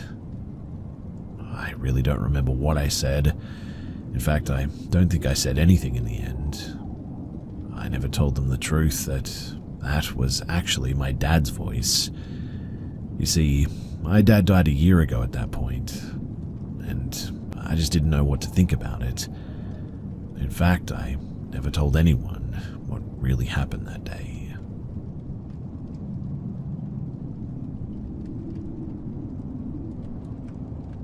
So I've always loved scary stuff, films, books, and games, but never believed in anything paranormal. I'll admit that I'd had some weird stuff happen, but I'd ignore it and shrug it off. I mean, there must be a rational explanation. But then, a few years ago, my friend wanted to do one of those paranormal ghost hunts that was taking place in our local area. I thought, you know what, why not? I've watched loads of TV ghost hunts and all that. It'll probably be fun. And it was for the most part. The building we went to had a really horrible history, but there was a big roaring fire and comfy seats, and the atmosphere was cozy rather than scary. They even fed us loads of tasty food as well. It felt like we had gathered around to tell scary stories. Honestly, I never felt frightened once. A couple of strange things happened, and a spirit box clearly said my name, but that definitely wasn't evidence of the paranormal. I put it down to coincidence. In the middle of the night, the investigators got a Ouija board out though and asked for some volunteers. My friend and another person in the group wanted to do it, so I decided to join too. It started spelling out words almost immediately too, and I didn't pay much attention to what it said because I was so focused on watching the other two to catch them out moving the pointer. I wasn't moving it, so obviously it had to be one of them. Except, I was paying such close attention that I realized that there were times only my finger was touching the pointer and it still moved. I didn't understand how and asked to look at the board at the end because I was convinced that there must be magnets or something on there. As soon as it was done, out of nowhere I realized I was really tired, just totally exhausted. One of the people in charge of the group, who said that he was a psychic, seemed really concerned, and I had to reassure him I just wasn't used to being up that hour. I'd been up since before 6 a.m. and it was now 4 a.m.-ish, so I just wanted my bed and chose to leave early. I got home, gave my dog some attention, and I went to sleep. But it was the next morning that I heard some weird noises that seemed to be coming from the door when I was in the bathroom. I thought it was quite weird, but I just sort of ignored it. Probably a draft or vibration from somewhere. I went into my bedroom and started getting dressed for the day. Heard my dog being silly on the other side of the bed behind me. He was a GSD and very big, so he was making quite a bit of noise. Sounded like he was digging under my bed, in fact. I turned around to talk to him and see what he was doing, and when I did, he wasn't there. I checked under the bed and all around the room, but nothing. In fact, my dog was downstairs the entire time. This actually freaked me out because I definitely know what I heard. Over the next couple of weeks, too, I checked for mice because, what else could it have been? This is when smaller things started to happen, though. From stuff like being certain I saw something move on the other side of the room in the corner of my eye, to strange noises. Sometimes things would just fall. A book falling off the table or a stack of plates clattering on the drying rack. I ignored a lot of this. Like, oh, I just heard a plate hit against another plate in the kitchen. Must be a draft in there or something. Other stuff, though, I really couldn't explain. Like, once, I was home alone and I just cleaned around the house and had been chilling on the sofa watching some TV, when I decided to get a drink or whatever. I walked into the kitchen and saw some fruit roll through the length of the counter. The fruit bowl is really tall and, there's no way any fruit would just jump out like that. It was only about a third of the way full as well. Nobody else was in the kitchen and really, I just could not explain that one. And then some things that happened were, just downright frightening. You see, I'd been home alone and I'd hear someone walking around upstairs. It was a different sound to the usual creaks, I know that much. More than once, I woke up to my dog standing in the doorway of my bedroom growling. He was never much of a growler and that really terrified me. I would always go and check, expecting an intruder, but there was never anyone there. The worst thing by far, though, that happened was the last. It was a weekend morning, really bright and sunny. I woke up super early that morning, let my dog outside, and we went back up to bed. I had a coffee and a book, and I was just planning on chilling out for a bit. After a bit, my boy jumped off the bed and looked out of the bedroom doorway, then just sort of laid down, so I went back to my coffee and book. When out of nowhere, there was the loudest crash that came from the loft. I jumped, my dog jumped up, and then it sounded like something was falling down the loft staircase. There was noise of running up and down the stairs, and honestly it was like all hell broke loose. I could have sworn, based on the noise, that there were at least 20 people up there just throwing things as hard as they could off the floor and the walls, kicking things and running around like crazy. I could hear things smashing, and it went on for a while as well. I was absolutely mortified and terrified, and I could have sworn that there were people up there. I heard running on the stairs but couldn't see anyone, and when it stopped, neither of us dared move. I didn't take my eyes off the stairs, and eventually I went up with my phone ready to call emergency services, but there was nobody there, and the weirdest thing was, it was nothing out of place. Honestly, I have no explanation for any of that. I shared this elsewhere, and someone reached out and told me to ignore it as best as I could and it would go away. And it did, and this was years ago. I'm in the same house though, and recently I've had a few more weird experiences happen that has left me feeling unsure whether or not it's actually gone or not. I have read somewhere that weird experiences can restart any time, and that honestly really freaks me out. But has anyone else had a long break and things start up again? The stuff that happened before just doesn't even seem real to me, but I know it happened. I don't want it to come back, and if there's something that I can do, then honestly, please do share with me, because this is all just a bit too much.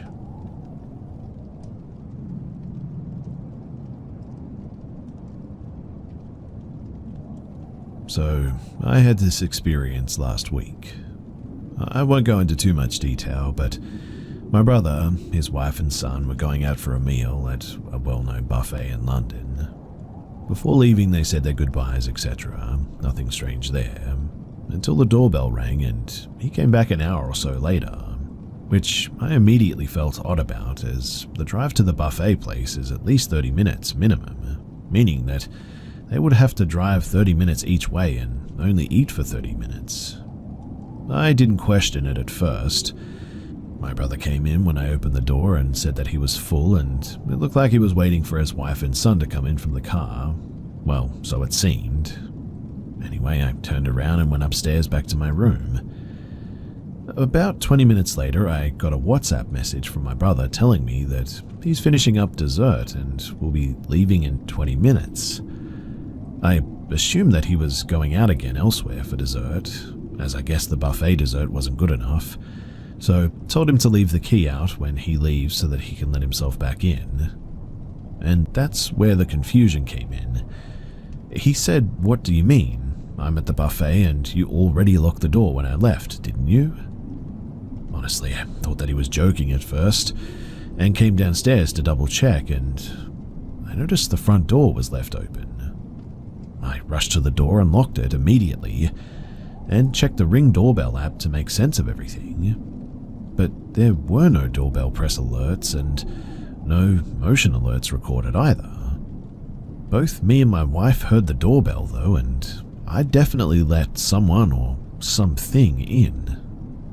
Checking my brother's room after I got his permission, there was no one there or in any other rooms in the household. A week has gone by since then, and no other strange occurrences so far, but honestly, let's hope it stays that way.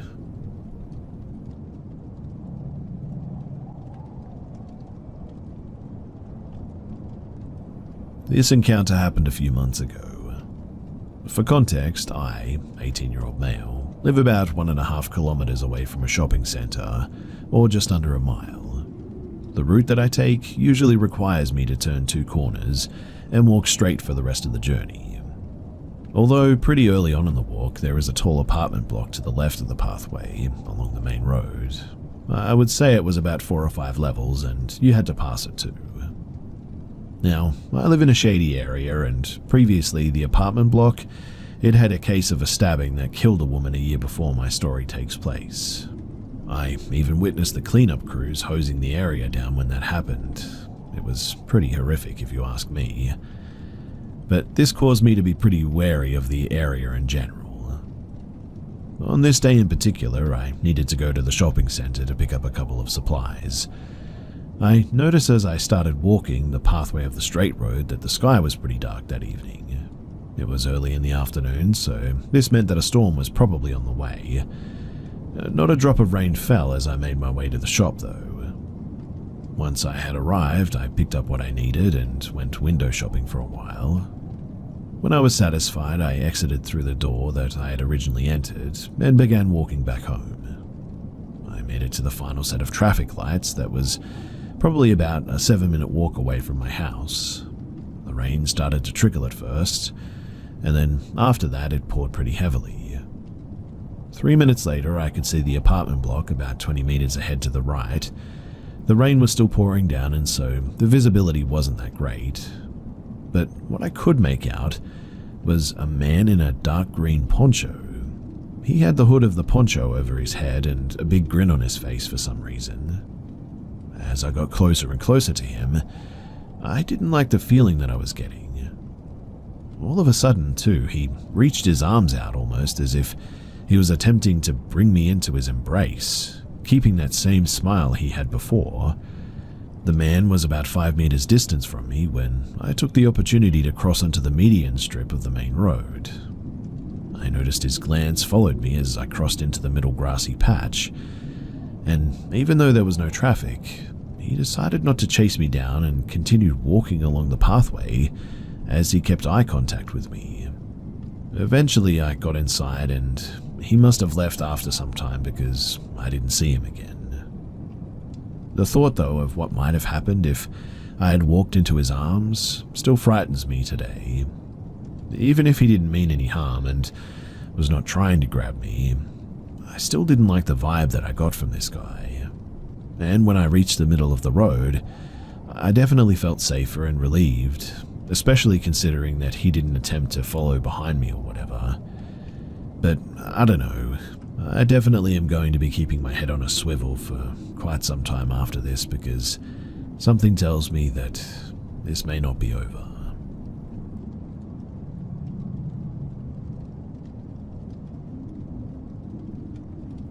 Several things happened in this house, but I'll try to make this as quick as I can and just give you a few stories, because honestly, I could be here all day.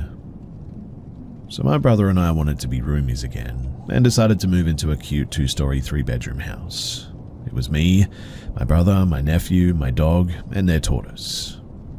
As we were moving into the house, I was putting boxes in the little closet. It was under the stairs, and I was just thinking that this could be the tortoise's little hangout spot. As I was leaning into the closet to slide a box in, I hear a loud, audible growling directly in my ear.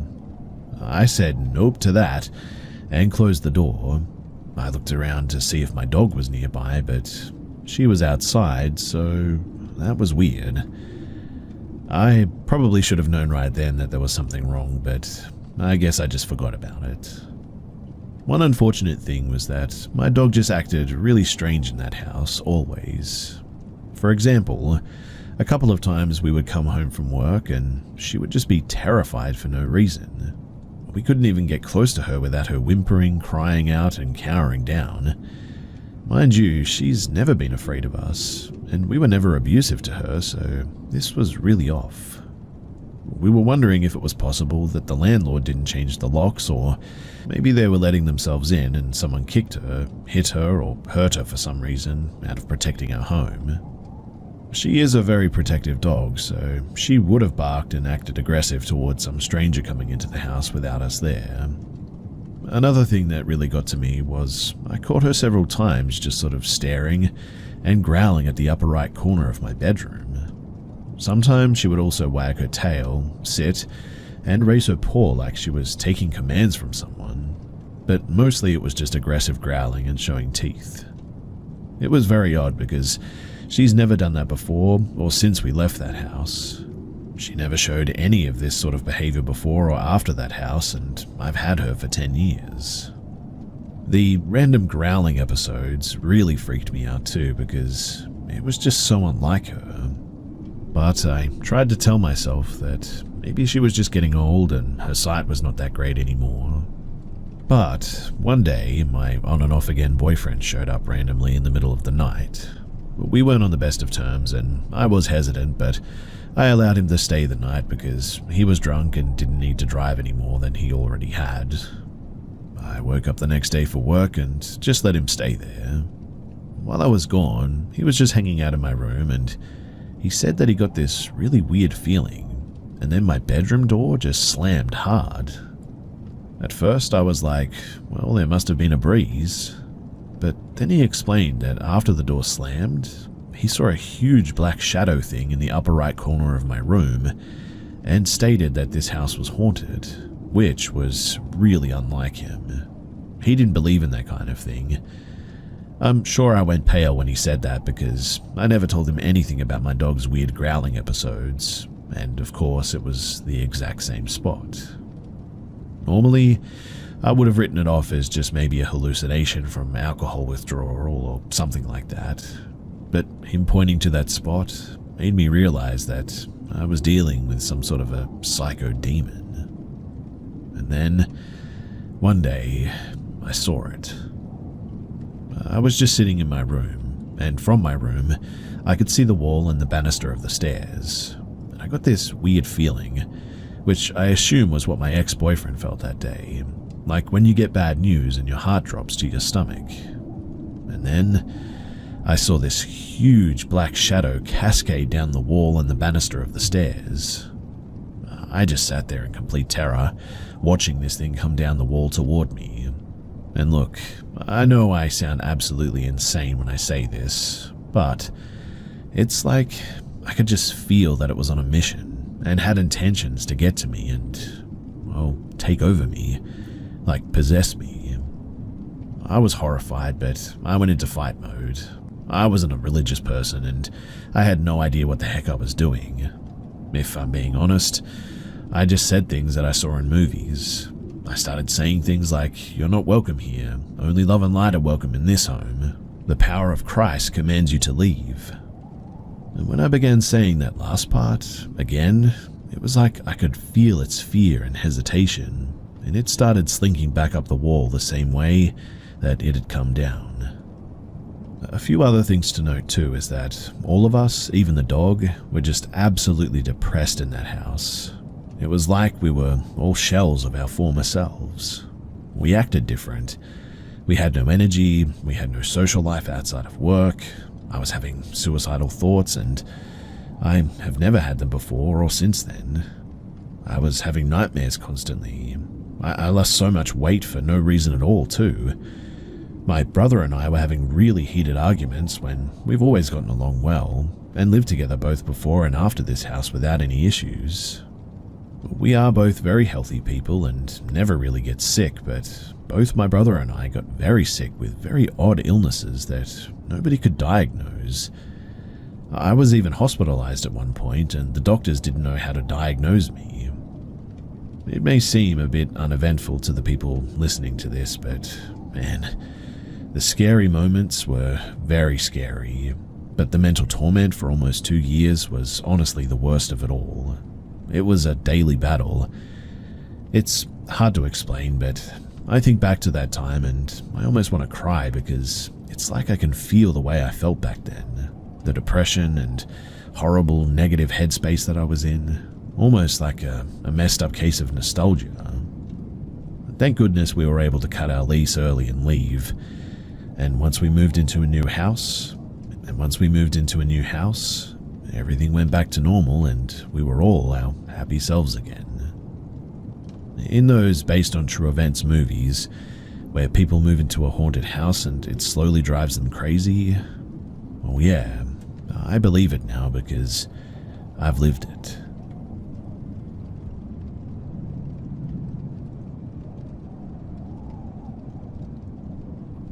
The house that I currently live in, I've lived in perfectly fine for 6 years now, but I've seen, felt, and heard things in this house. So about 5 years ago, my now ex-husband, his name is Joe, was leaving for work early one morning and he shut the door. After he shut the door, I heard his name being called in the laundry room, which was where he went out, and also right beside the master bedroom. The really creepy part about it, though, is that it was my voice, and I immediately got chills. After that, our oldest son, who was just crawling at the time, had this sort of VTech phone that he would play with. Somehow it ended up in the corner of our living room, and we had a recliner that sat in front of that corner. I didn't know the phone was back there until it started going 666 over and over again. Please keep in mind, though, that this toy was off at the time, so I picked it up and I threw it outside in the trash. Later, Joe got home and I told him about it, and he laughed and told me that I was probably just hearing things. Fast forward a couple of hours, I was in the shower and he comes in telling me that he needs to talk to me. So I ask about what, and he said that he didn't want to talk inside, he wanted to talk outside. I get out of the shower and put some clothes on and step outside with him, and he tells me that he was taking the trash out, and when he lifted the lid to the trash can outside, the toy, it went off saying 666, and when he looked at it, he confirmed that it was definitely off. I've also felt like I'm being watched. I've heard things moving. I've heard my kids when they aren't even there. Another strong occurrence was after Joe and I split. He came over to see our kids, and I still had the same recliner that the phone was behind, but I got another recliner and had it on the other corner, both facing the TV. He sits in the left one if you're facing the TV, and I sit in the right, and shortly after he sits down, there were 3 knocks on the front door. So he looks at me, and I get a really bad feeling. He goes to open the door, and I told him not to. He does anyway, and there's no one there.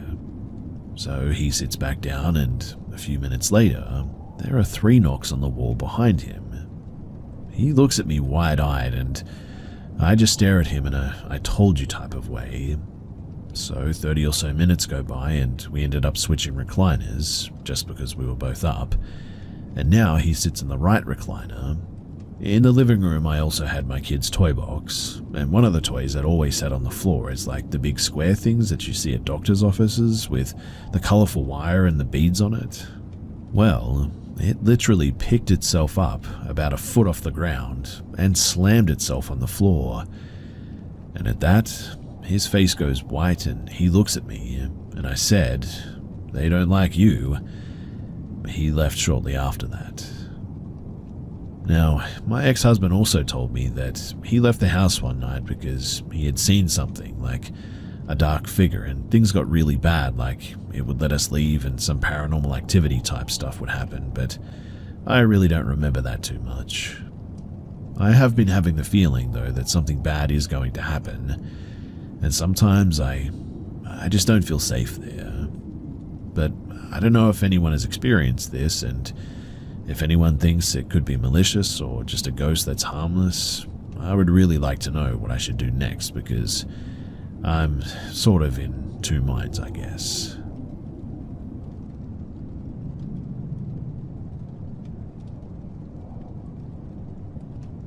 So, I have very bad insomnia, which leads me to staying awake most nights. And this happened a couple of weeks ago. So we recently changed the flooring in the house from regular carpet to wooden flooring. As a result, from our walls being thin and my new door not fitting properly, I can pretty much hear everything going on in the house crystal clear at the moment. I was laying down trying to sleep, and it must have been around 2:30 or 3 in the morning. My dad had already left for work, and my sister was asleep at this point, so was my dad's wife and my little brother. The thing is, though, is that my little sister's door makes this sort of loud creak when it opens, and I can always hear any door in the house opening since it's a small house and my room is almost in the middle.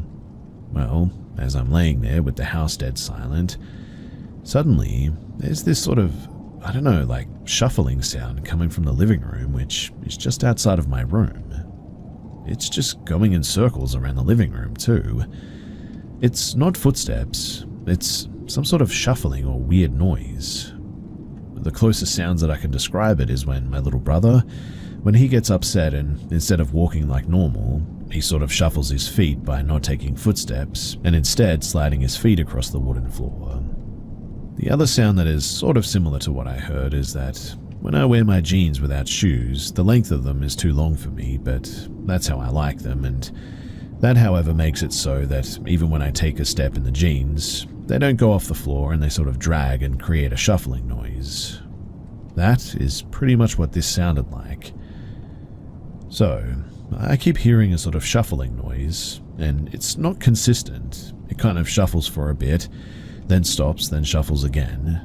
And it does this for some time, just doing circles in the living room. The kitchen is tile, so there would be no shuffling in there, but I thought when I first heard it, great, rats are in the house. But no, it doesn't seem to go to the tiles, it just kept shuffling around in circles in the living room. It gets worse too, because then I start to hear it shuffling closer to the hallway where my door is at. Now, my little brother will sometimes run down the hallway with his fingers and nails on the wall, so I know what it sounds like when someone is running, or a hand or nails or whatever against the wall. And since my room wall makes up part of the hallway wall, it resonates loudly in my room. Whatever it is though, it starts slowly running fingers or something across the wall, slowly moving it to my door. It's moving its body, or what sounds like a hand, across the hallway's wall slowly until it reaches my door. Then it goes quiet for what feels like a couple of minutes. I think to myself, whatever. It has just stopped and it's gone away anyway, so I should get some sleep. But that was when I hear something scratching at my door. It's not fast or frantic scratching. It's slow, purposeful scratching, just slow scratching from the top of the door to the bottom and repeating itself. After a while of that happening, I then hear it shuffling back to the living room. It then quickly turned into a cycle. It would just shuffle around in the living room, then after a while it would scratch the wall to my room and scratch at my door, then back to the living room again. This cycle kept repeating until sometime into the morning, when I started seeing the first sign of light, and basically as soon as the first sign of light came, I mustered up the courage to leave my room and check. But when I did, there was nothing there. All the doors were locked, and like I said, my room is in the dead middle of the house. The walls are thin and my door doesn't fit properly, so I can hear any of the doors open. It's something that I've grown used to. I would have been able to hear if anyone opened one of those doors, but that never happened. So I know for a fact that it wasn't one of them. My hunch is that it was probably just a big rat, but I don't know any rat on the west coast that would just shuffle around the living room like that, scratch the wall slowly, stop at my door, scratch at it for a bit, then repeat the cycle over and over again. Plus, rats can't reach that high. Whatever it was, it freaked me out real bad, and I'm not the type to get scared easily by any means. Whatever it was, it genuinely shook me to my core.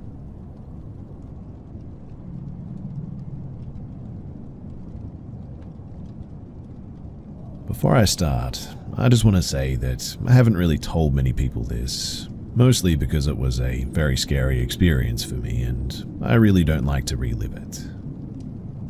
Anyway, this happened in Kelowna, Canada in the 80s. I was about 14 and was babysitting at a neighbor's house while the parents were gone. They had a really nice house too, like most in the neighborhood, and it was right on the corner where two streets connected.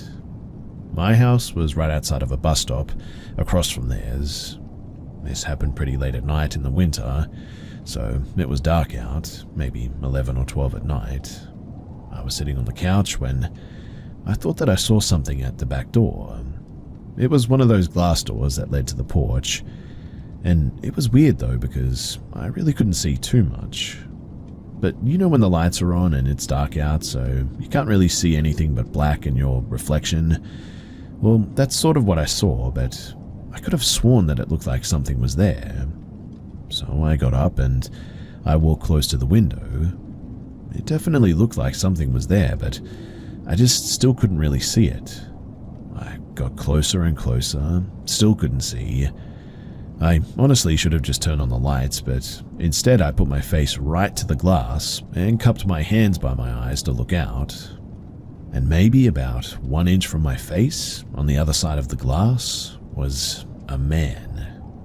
He looked tall and pale from what I could see, which wasn't too much, and he was staring at me very creepily. Keep in mind, he would have been watching from the backyard. Naturally too, I jumped back and let out a short scream, but stupid teenage me didn't call the cops. I called my parents instead. My father, he came over to take a look. There were still footprints in the front and the backyard. I don't remember too much after that because it just felt like a very unreal experience, I guess. You never expect this stuff to happen to you. That is, until it does.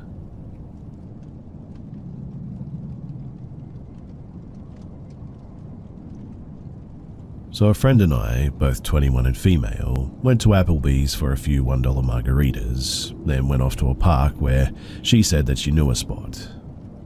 We go 20 minutes away to this park.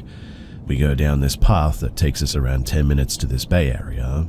We find a nice log and we sit there and we watch the sunset. As we were relaxing on the log, a family strolls by with their dog to hang out on the other side of the shore or whatever. A few minutes go by and a couple comes through and sets up. They eat a big pineapple with a knife, but the sun sets, it's still light out, but we didn't think about the walk back. And eventually we go to head back and it's dark at this point. Now, the wooden area that we have to walk through is getting really dark. So we start walking and she gets her phone camera out. It's pitch black at this point in this forest. We start talking about how creepy it actually was. And it was around this point that I felt an uneasy feeling. A feeling you get afraid that something is behind you. Well, we're walking along and we go across the bridge up a little hill and all of a sudden we hear loud, fast footsteps on the bridge. I see light from what appeared to be from a phone, and it was moving back and forth as if somebody was sprinting. We panicked, we started running, and I'm thinking, no way this guy's chasing us. And I know that this is going to sound a bit weird, but his footsteps kind of sounded like he was on a bike maybe or something.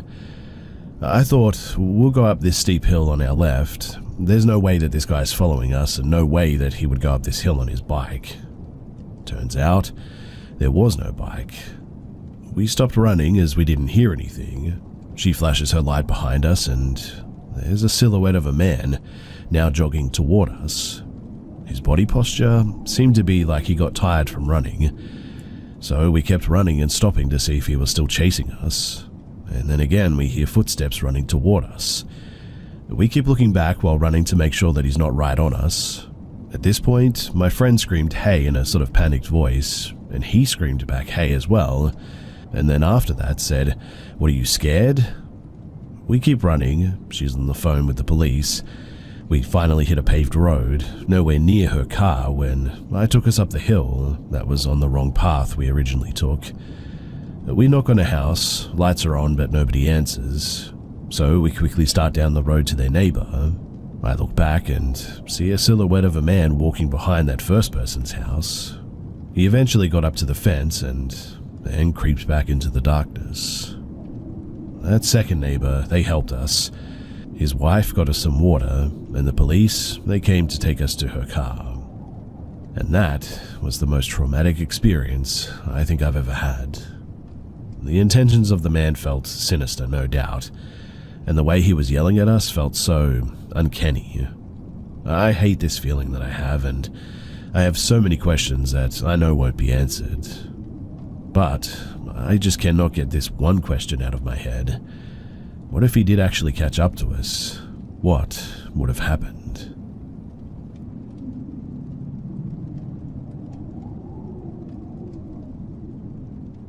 So my dad had 3 consecutive heart attacks in the emergency room in the hospital. The date, June of 2021. The doctors do not expect him to come home, yet he defies them, and 3 weeks later, he is home and under the care of palliative nursing staff, along with my mum and myself.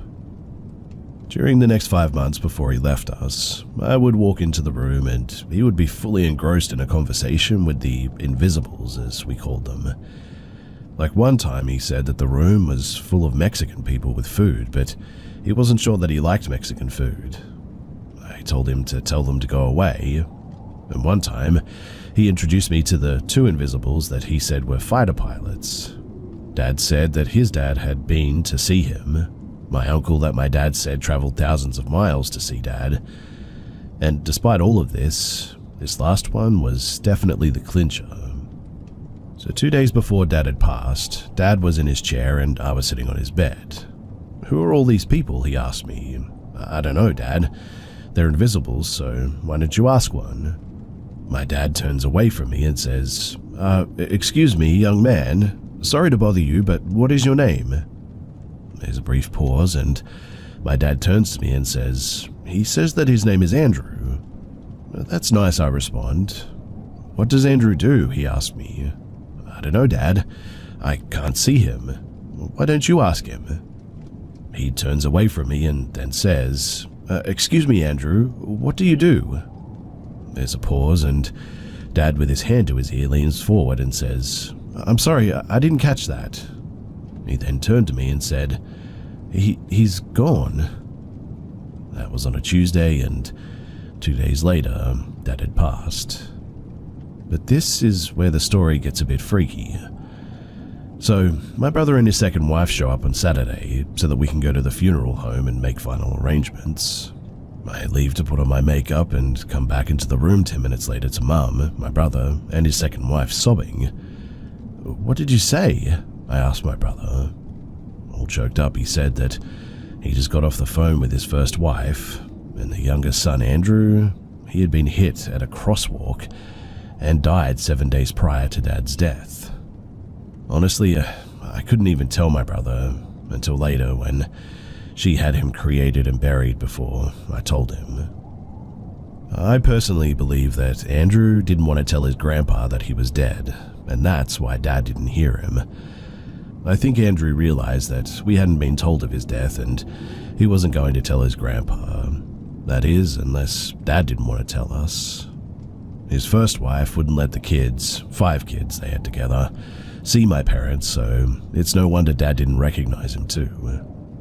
So yes, I do believe in the afterlife. I just need to finish what I need to do here before I get my turn, I guess. I hope my mum and dad have a really excellent place to live when I get there too. Anyway, thanks for listening. It's a very hard story to share, and it's good to finally get it off my chest a bit.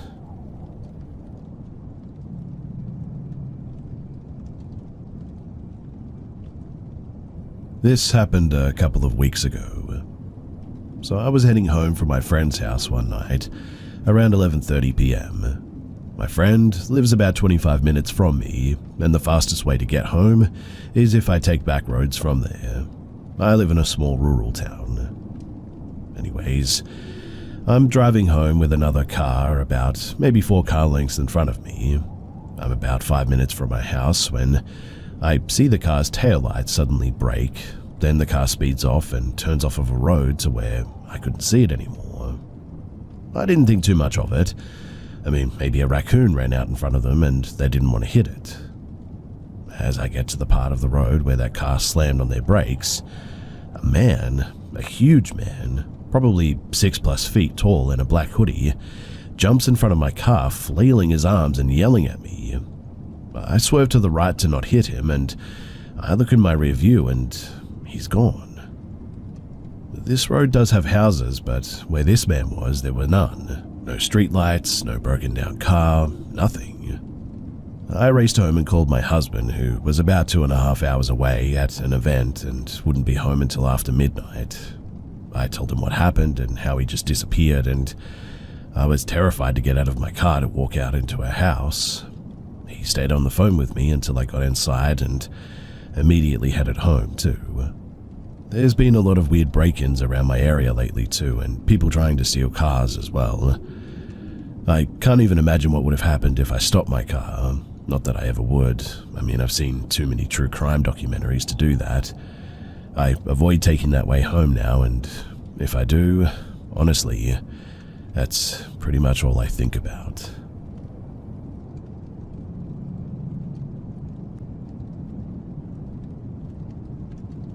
The last house that I lived in with my parents was haunted, and I mean severely haunted. When we first moved in and I was left to sit with the stuff while my parents made trips, even though it was empty, I had never been more afraid. I knew that there were things there. I could feel it, and I was terrified. Not long after we moved in, it all started kicking off too. Stuff would move on its own, and I don't mean just things that weren't stable. I had seen it, and my mum had seen it, but my dad still said that he didn't believe in it. Until one night, when we were all watching TV, we looked into the hall all at the same time, and the car keys lifted off the cabinet and fell on the floor like someone had picked them up and dropped them. My dad hadn't seen this happen before, and his response was nervously, "Right, that's it, we're going to bed." Then there was the thing in the bathroom mirror. So I was cleaning my teeth before bed, and I looked into the mirror, and there was this thing that looked like a little kid with long hair, but its eyes were pure black. Scared the life out of me. But what was even weirder was that when I looked into my wardrobe and there was a crumpled red dress with blue butterflies on it, exactly like what that thing was wearing. It wasn't mine, mind you, and it looked like it would be the right size for maybe a 5-year-old.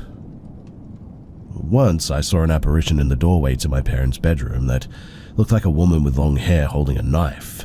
I screamed and tried to run, but ended up tripping and falling down the stairs. I told my dad I got spooked by a spider, but then my mum asked when he wasn't around, and when I told her, she wasn't surprised because she sometimes felt that there was someone in the bedroom with her when she was by herself. My dollhouse, it used to open by itself when it was latched. The latch worked fine and was sometimes so stiff that I had to pull on it to get it off, but it would just open when I wasn't even there, near it. My mum didn't believe me until she saw it, and she was startled by it. Something used to play with the bathroom tap too, and it wasn't the tap being dodgy or whatever. It was old and stiff, and a lot of the time took 2 people to just turn it on. The most memorable time, though, was when I was about to head out the door to high school when nobody else was up and the tap turned on. I shouted up the stairs, "Please, now's not the time. I'll get in trouble for leaving the tap on." And amazingly, it actually turned off. Another time when I was in the bathroom getting ready for bed, I was about to leave and suddenly I got this, I don't know, like a strange overwhelming urge to sit down, and as soon as I did, I put my hand out and felt drips of water falling on my hand. I told my mum about it, and she said that it was something related to spirits, but I can't remember exactly what. A lot of the time, both me and my mum would avoid going upstairs, though, because we'd stand at the bottom of the stairs and we'd just get this awful, uneasy feeling that something didn't want us up there. And so, we would just wait. I'll end this by saying that I don't experience hallucinations, I don't have any form of psychosis or schizophrenia, and nothing like this has happened since moving out of that place. And quite honestly, I'm just happy that that place is somebody else's problem now.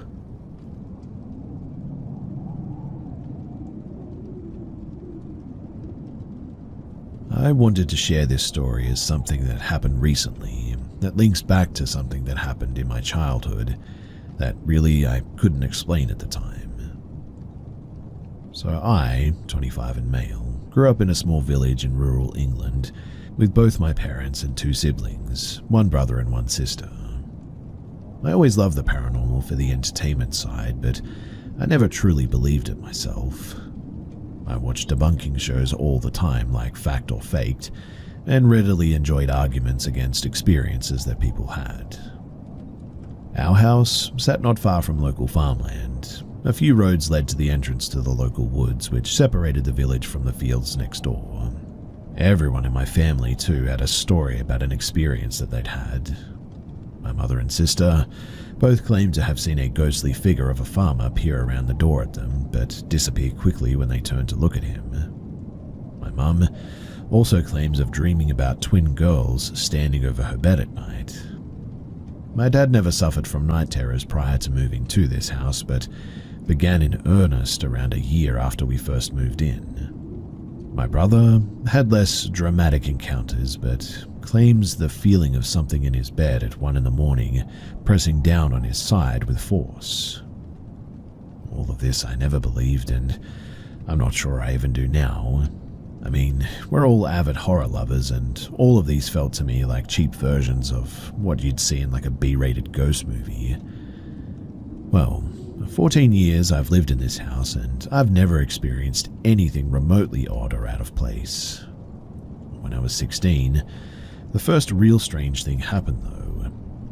But when I was 16, the first real strange thing, I guess you could say, happened. Our home has 3 floors in a very narrow terraced house. The first floor had my siblings' bedrooms, and the top floor had mine and my parents'. As the stairs curved at the top, you immediately face my parents' room, and turning 90 degrees right would face my own. After a movie, I was heading up to play some video games for the evening. The lights were off on the top floor, but with a quick turn to my room, I didn't bother flicking them on, as I would usually just turn on my own after entering my room anyway. As I approached the halfway point on the flight of stairs, there was an incredibly bright flash of blue light that highlighted the entire floor.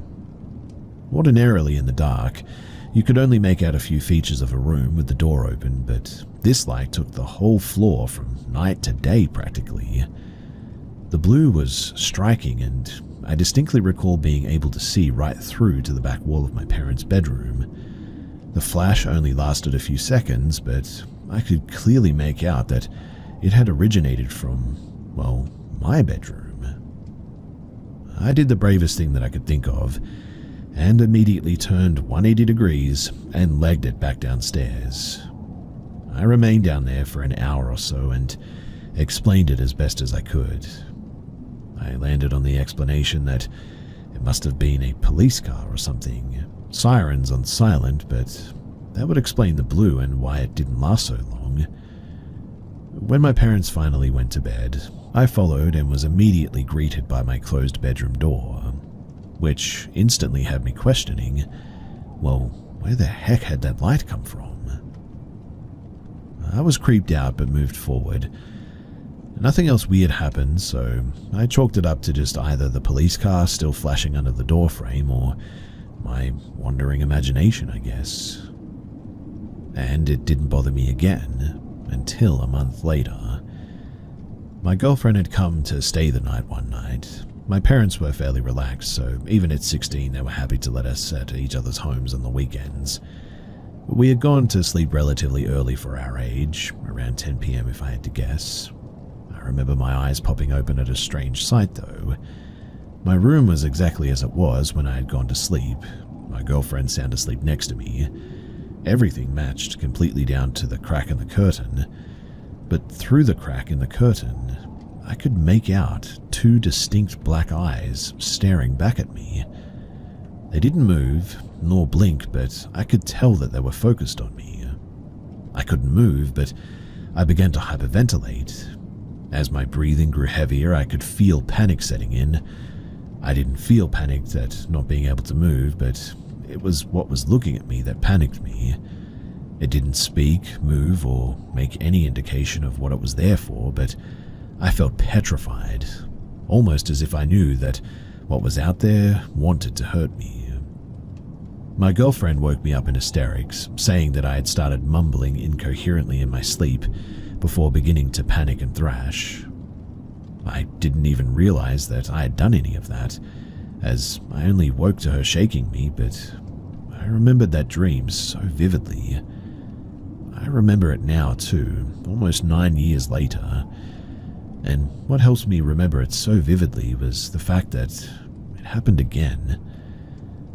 9 years I lived my life in there and moved with my beautiful girlfriend into our own home eventually. Everything had been normal. I finished uni, got a job, got a house, planning for the future and all that. It was a work night, so myself and my partner went to bed at a normal time for us. We tucked in at around 9:30. Both read our respective books, and it must have been at around 10 when we both kissed each other goodnight and we went to sleep. I woke in that night, unable to move.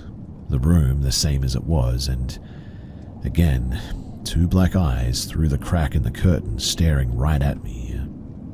The hyperventilating began, and again I panicked at what this thing wanted. As I panicked, I noticed a blue light, though, begin to fill the room to my right. I couldn't turn to see, but I knew the doorway sat right by my head was where the light was coming from. I shot awake suddenly, covered in sweat, at about 5 in the morning. I don't know if I had mumbled or thrashed in my sleep, as my partner was still zonked out that night. I looked around the room, nothing out of place or different, but I just couldn't shake that panic that I felt looking at that thing. It had been the exact panic that I had felt 9 years earlier in my childhood room. This was 4 days ago now, and it hasn't stopped playing in my mind since. I usually work from home, but I've been heading into the office every day this week. I told my partner that it's because we have important project deadlines as a team, but really I just don't want to be in that house anymore.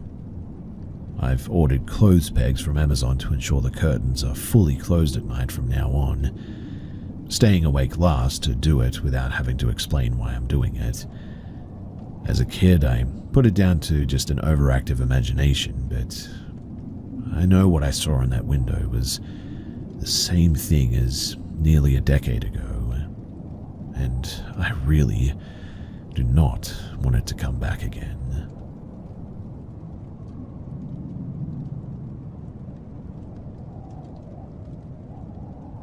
This is the story of an experience I had in Cradle Mountain National Park in Tasmania, Australia, in my early teens. Despite causing no physical injury, it has haunted me into adulthood. So I grew up in a family of avid hikers.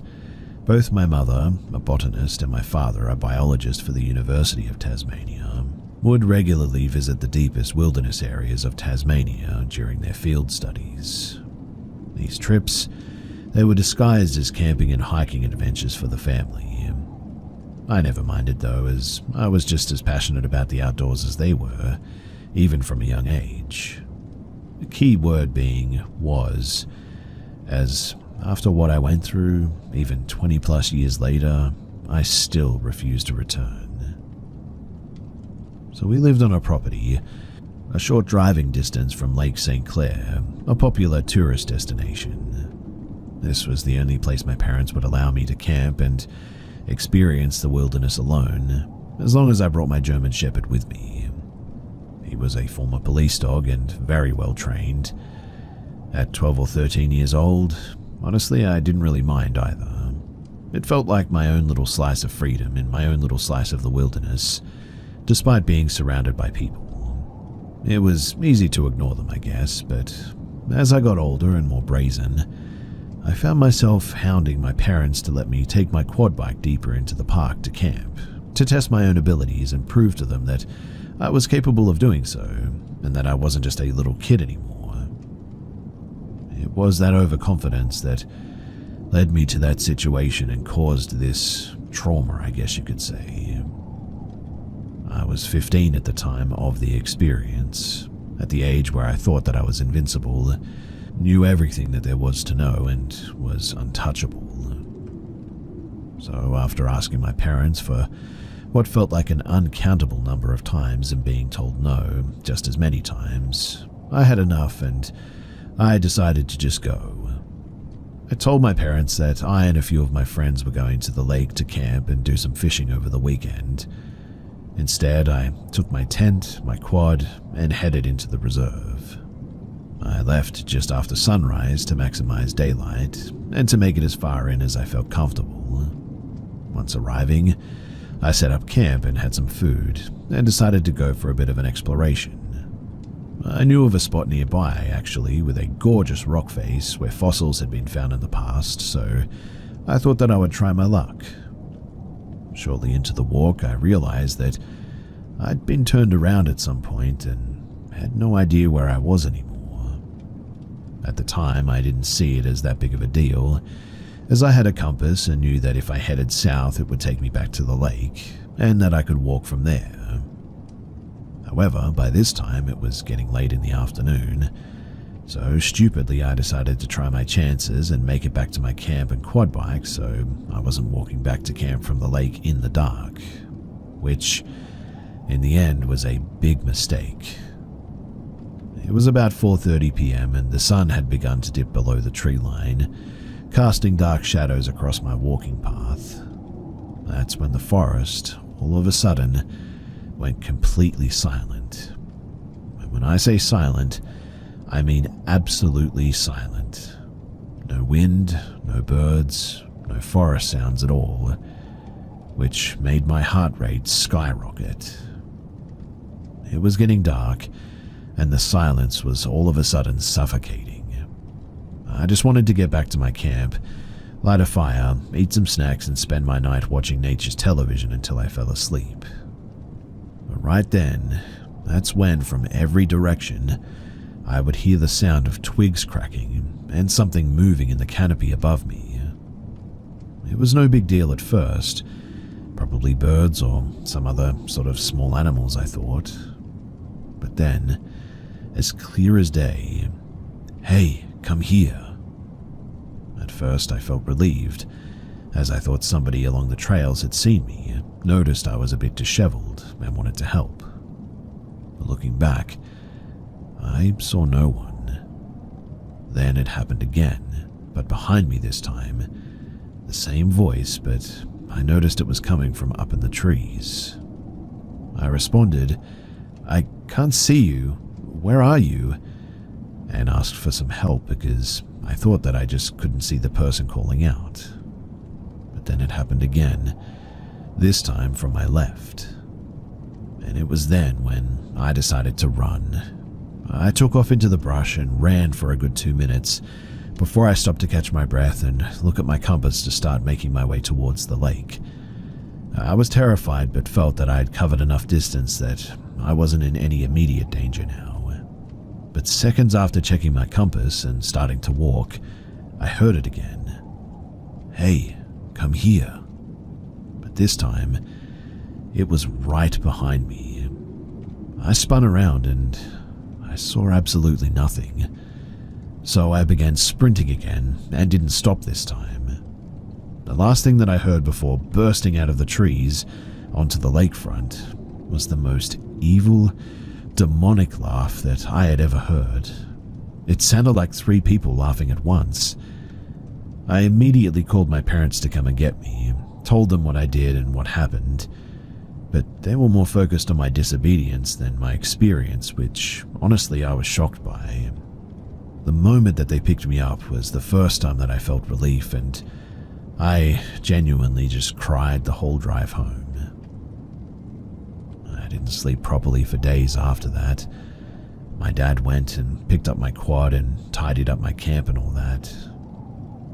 And since that day, I have never stepped foot away from that lake when being out there. If anyone has had any experience like this, I would genuinely love to hear it because it took my passion from me. I truly miss being out there, away from society, but after this, I just cannot bring myself to do it again.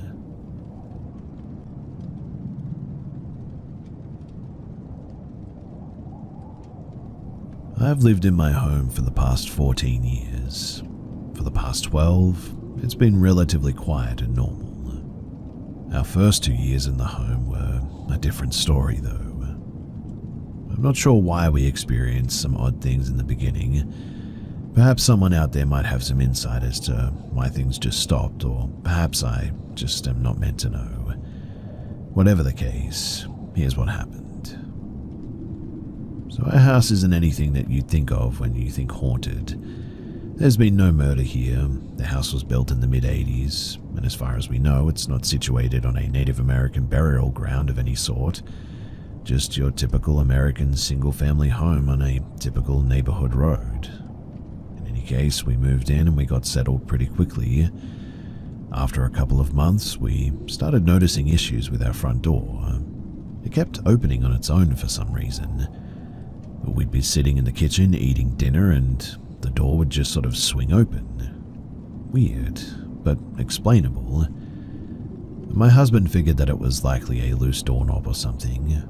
We did have a bit of a bad habit of not locking our doors as well. We live in a pretty quiet, rural-ish neighborhood, and we also own two 200-plus pound mastiffs, and if you can get past them, well, you're pretty much welcome to whatever you want to steal. So perhaps the wind was to blame is what I'm getting at. Tightening screws never fixed the issue. So off to Lowe's, my husband went to procure an entire new door handle and lock. We installed that and we waited. A couple of weeks later, we were all watching a movie in the living room and that door swings open on its own accord again. We decided that it's likely from the house settling and the door frame might be slightly skewed or whatever, so in the end we just go on with life. But then the animals started seeing things that we couldn't. Like the cats would stare in unison at a spot in the room, then track something moving across the room. The dogs would suddenly go on alert and bark with their hackles raised. That started happening more frequently as well, and quite honestly that spooked me a bit. I mean, I trust my animals and they didn't act the fool over pretty much nothing. They were absolutely sensing and or seeing something that I wasn't. And then the big finale. So about a year and a half after we moved in and had these minor little instances that could be explained away or shrugged off, something happened that we really couldn't explain. Something that truly shook us to our core. It was around the holidays, right after Christmas. The kids were in bed. It was late, past midnight. My husband and I were cleaning up the living room a little bit when the front door blew open again. That hadn't happened in a while, but it didn't really even register, I guess. I shut the door and decided to secure the deadbolt, concluding that it was perhaps a bit more windy than usual out. My husband and I decided to head to bed and pop a movie on Netflix, and we settled in with the lights out and began our movie as we settled into sleep. I'm feeling totally relaxed and about to drift off when we hear a loud crash from the hallway. It startled both of us to full alertness, and I tell my husband to see what the heck that was. My husband goes out into the hallway and into the bathroom that is right across the hall from our room. He comes back to our room to report to me that the decorative snowman that had been residing on the back of the toilet since right after Thanksgiving was now on the floor, smashed to bits. He said that it was weird though, because if it had just slid off somehow, it wouldn't have been smashed violently enough to cause it to break into so many pieces. Plus, the crash that we had heard wouldn't have been so loud. It was as if the figurine had been violently thrown to the floor on purpose. Well, I investigate. Was the washer on, possibly vibrating the floor? No. Were one of the kids up and perhaps they did it? No, both still sound asleep. Any animals that could have gotten into the bathroom and done it? No, the cats were in our rooms with us and one dog in her crate and the other was snoring in my son's bed with him. Which means that really I just couldn't find a logical reason for this. Odd. Well, in any case, my husband grabs the broom and the dustpan and goes into the bathroom to clean up all the glass. Within a minute, he's tearing back into our room though with a look of panic on his face, trying in vain to pat his own back. He was yelling that his back was on fire and I needed to look at it to help him. He pulls off his shirt and turns around, and across his back are 3 parallel gouges. I wouldn't even call them scratches because they were really deep. They were instantly oozing blood and the skin around the wounds were angry and red. My husband was in obvious discomfort and was asking what I saw, stating over and over that his back felt like it had been burned or something. My back is on fire is what he kept exclaiming. I grabbed some Neosporin and first aid supplies from the bathroom and cleaned up his back. And it took almost an hour before the burning sensation subsided enough for him to settle back into bed comfortably. After I had tended to his back, I grabbed my husband's discarded t-shirt from the floor to inspect it. Quite honestly, with the way that he was gouged out like that, and with that much blood, I was thinking that I would find holes in the t-shirt for sure. But that shirt, it was totally fine. No scratch areas in the shirt, a little bit of blood spotting on the inside, but no scratched or torn fabric that would explain something damaging his back like that. How did he get deep scratches all the way across his back while wearing a t-shirt, and the shirt was totally unscathed like that? I mean, how does that even work? It couldn't have been something that he caught himself on and injured himself with, like if maybe he was standing from a crouched position and scraped his back on the counter corner or something. Besides, that would only leave one scratch, not 3 parallel ones. Well, I was truly spooked by that, and started to believe that there may be something dark in our home.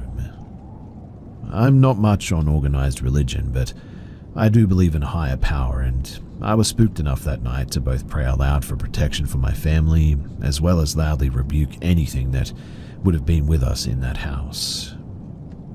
I didn't expect much from these actions, but was scared enough to go through the motions of telling this invisible scratcher to get the heck out of our home. We eventually got back into bed, and eventually we also fell asleep. After that night, there was another instance or two of the front door opening on its own, but other than that, it was all clear and quiet on the home front. And then, nothing weird. And that was like 11 or maybe 12 years ago now. I really don't know what to think about the entire experience. The front door issues, they could have just been a faulty door or really windy nights. The scratches, however, I truly cannot explain that with any logic, regardless of how hard I've tried. So, what the heck was that? A demon? A ghost? An accident? Why did we have just one giant traumatic event and then radio silence? Has anyone ever experienced anything similar to this? I sure don't have any explanations or answers. Really, I just have more questions.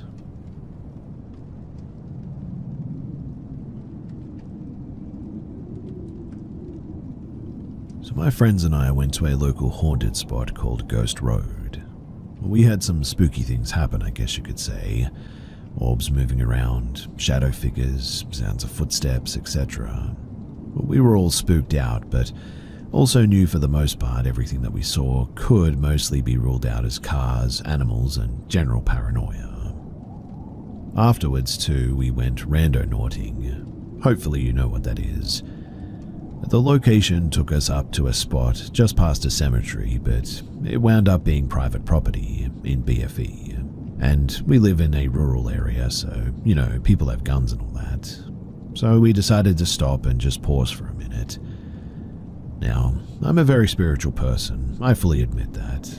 So I started trying to feel some stuff out, and then I did. So I started guiding us by vibes alone. We eventually wound up in even more BFE surrounded by open fields. We got out of the car and started blindly walking around. Random note too, that we all started feeling sick upon going down this road, but again we wrote it off as just paranoia and nerves. Suddenly though, 3 of us out of the 5 all turned and said left. So we went left, wound up at a fence, and coincidentally a broken part of the fence that allowed entrance. The same 3 of us though all of a sudden thought that we had all seen something, and 2 of us decided to go towards it.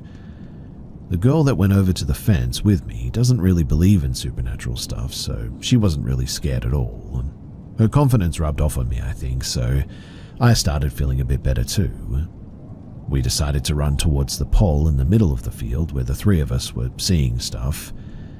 And this is where things got really scary. So we touched the pole in the field, and as we started running back, we heard what I cannot describe as anything other than a wheezing scream. We started sprinting for real at that, and the run back for some reason took twice as long as the jog there. The other three in the group had already restarted the car and were yelling for us to hurry, because apparently all 5 of us had heard the same scream. The car struggled to start but finally did, and we hauled butt out of there quickly. And again, all 5 of us heard the same scream from the exact same direction. We were all terrified, and we all just felt this sheer dread for the entire drive back home. So, has anyone else ever experienced anything like this? Or does anyone have any idea of what it might have been that we encountered that night?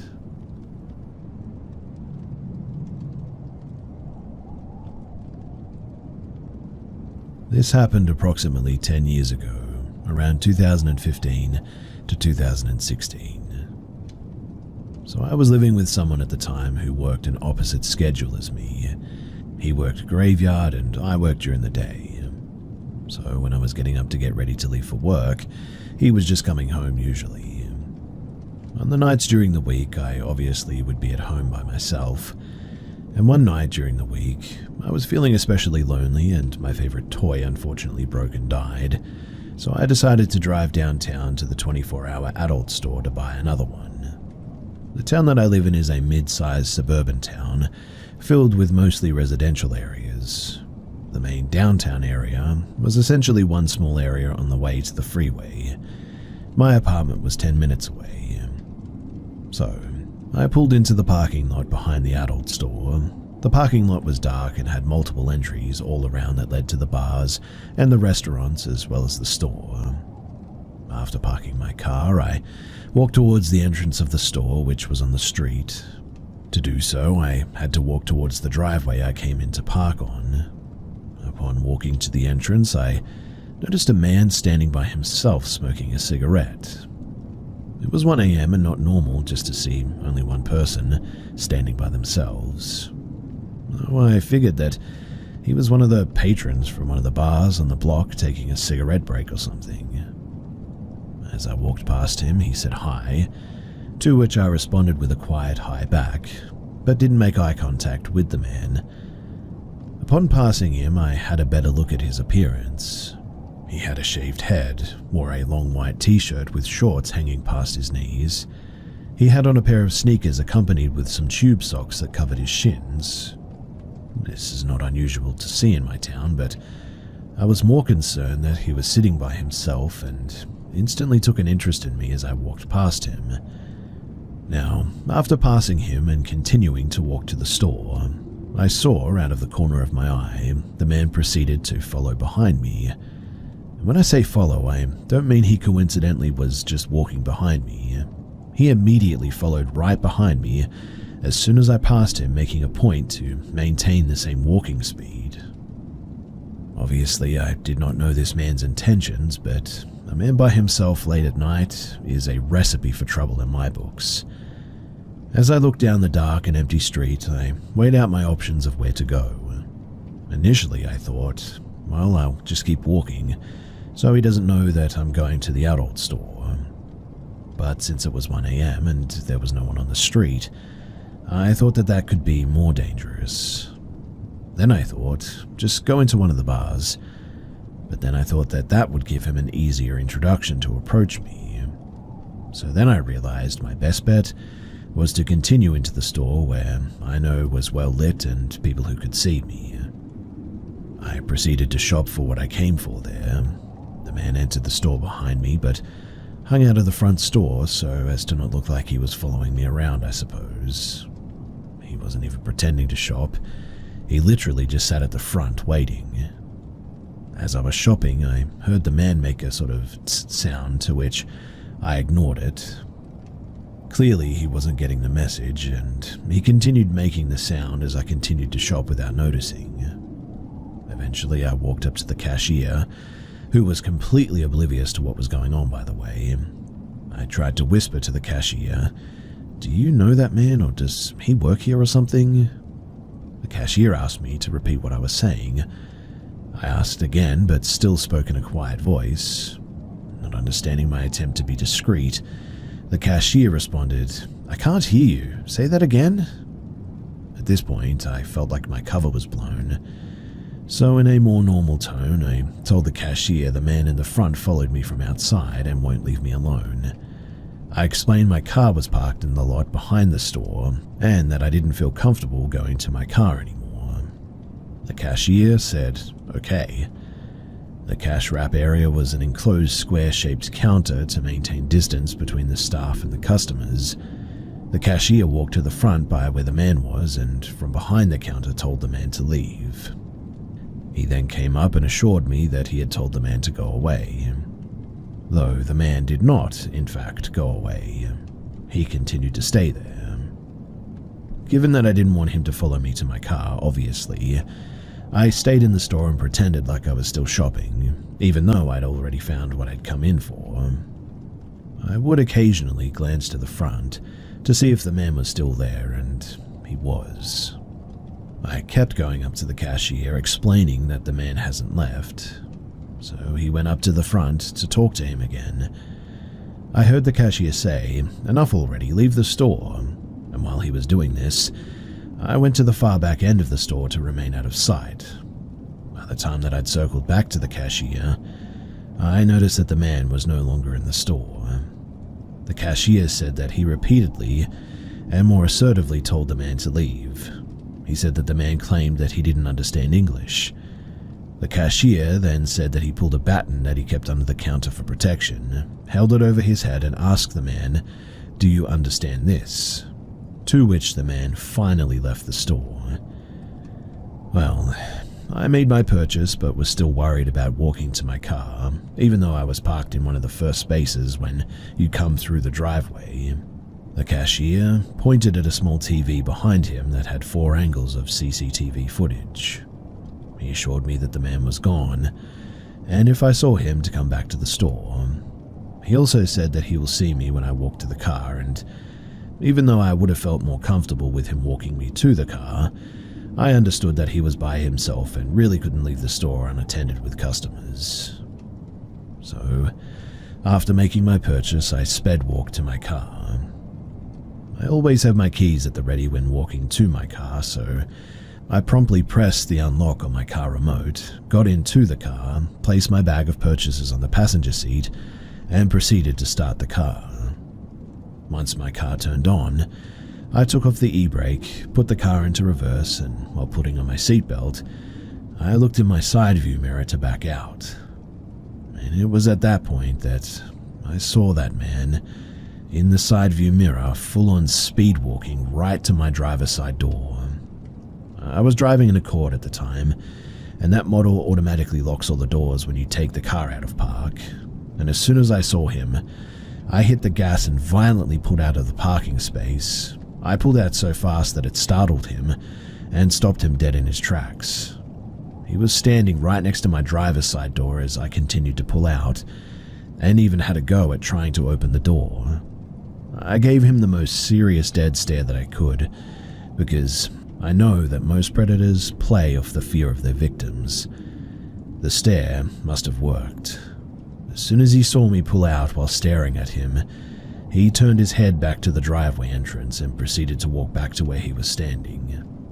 He had a look of defeat on his face. My face, however, was overcome with relief. I pulled out of the parking lot and I took myself back home.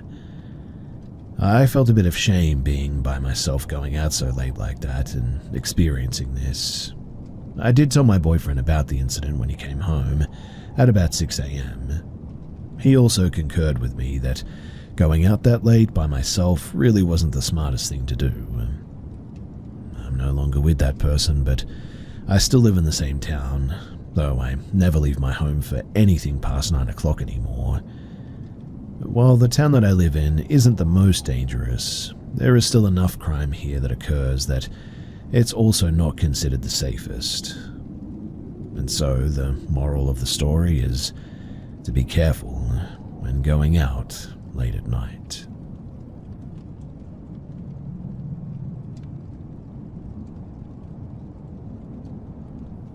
As a child, I had a lot of bad experiences at my childhood home.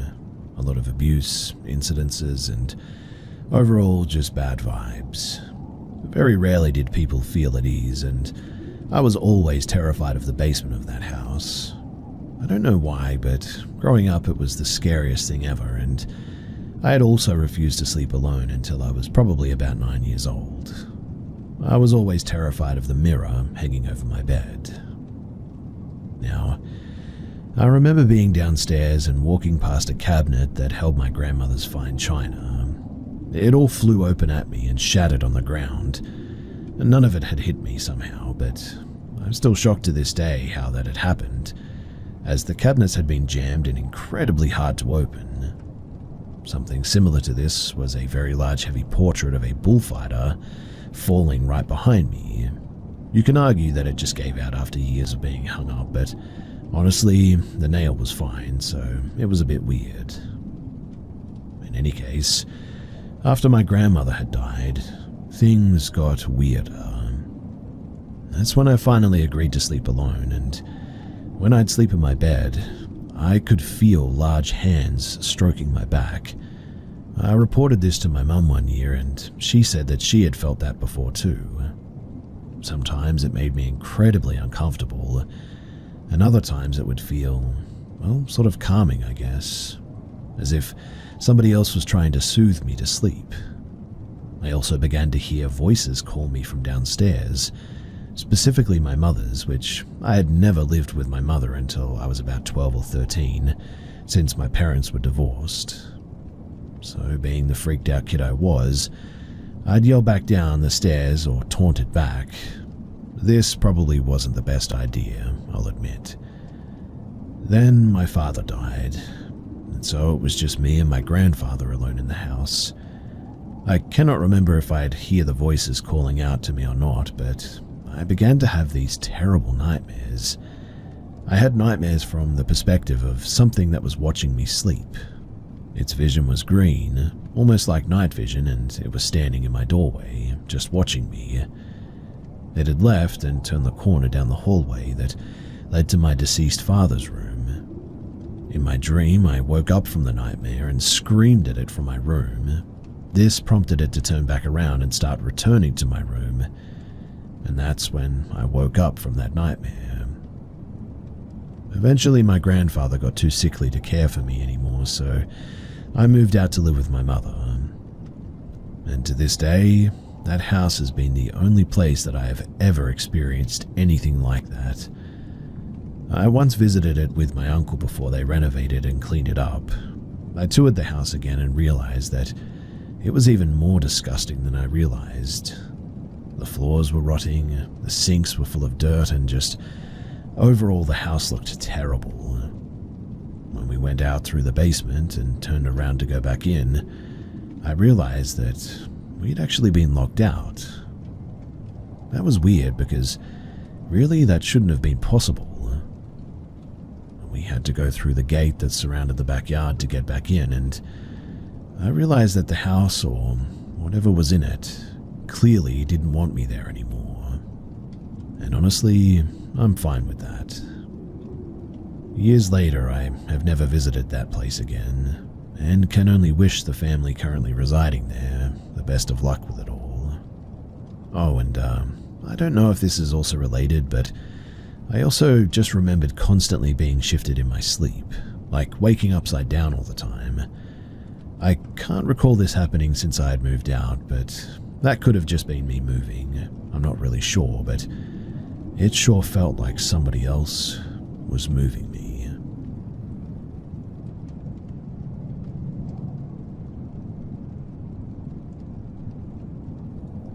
So I'm 23 now, and this happened 2 years ago. It was maybe 11 p.m. I cannot remember the exact day, but this always brings chills down my spine every time that I think about it. I've also only told 2 people in my life about it. Now, I'm not into the paranormal stuff like at all.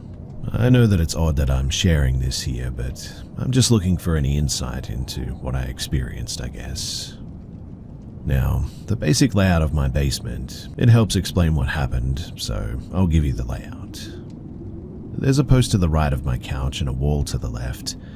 The only way to head to the washroom is to walk around the post towards the back of the couch and down the left side behind that wall. But this is relative to the couch facing forward. And one night, I had to use the washroom, and as I was walking towards said washroom, I had this really strange feeling to just turn around, which, well, never happens. As I turned my head, all I could see was this human figure made of just light, standing on the other side of the couch. Now, this light wasn't bright or anything. My lights were on and it kind of just moved the room's light, so I had a good look at it.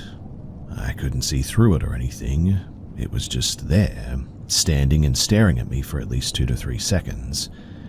I felt nothing. My heart didn't race. I was just sort of fascinated, but it seemed like it was caught off guard at the fact that I was staring directly at it, so it ran, sprinted towards the opposite side of the room, and as soon as it passed behind the post, it completely disappeared. This was the only time that I'd ever seen anything like that in my life, and I've never had any paranormal encounters in my life besides this one. It was odd too, because it was like another person was in my house just curiously looking at me. It didn't have a face, but the best way that I can describe it is that it was a human form made of pure white light, but besides that it seemed more scared of me than I was of it. It wasn't until it disappeared when I felt this urge of, what the heck just happened? I started to understand the weight of what I had just seen. Mind you, I was dead sober. I don't drink or smoke or anything. My house is only 6 years old at this stage, and no one lived in it before me. I don't have any dead relatives either, and honestly, I just have no idea what that was. So, is there anyone here who might know what that could have been, or maybe experienced something exactly like it? It was both a terrifying and, well, crazy experience.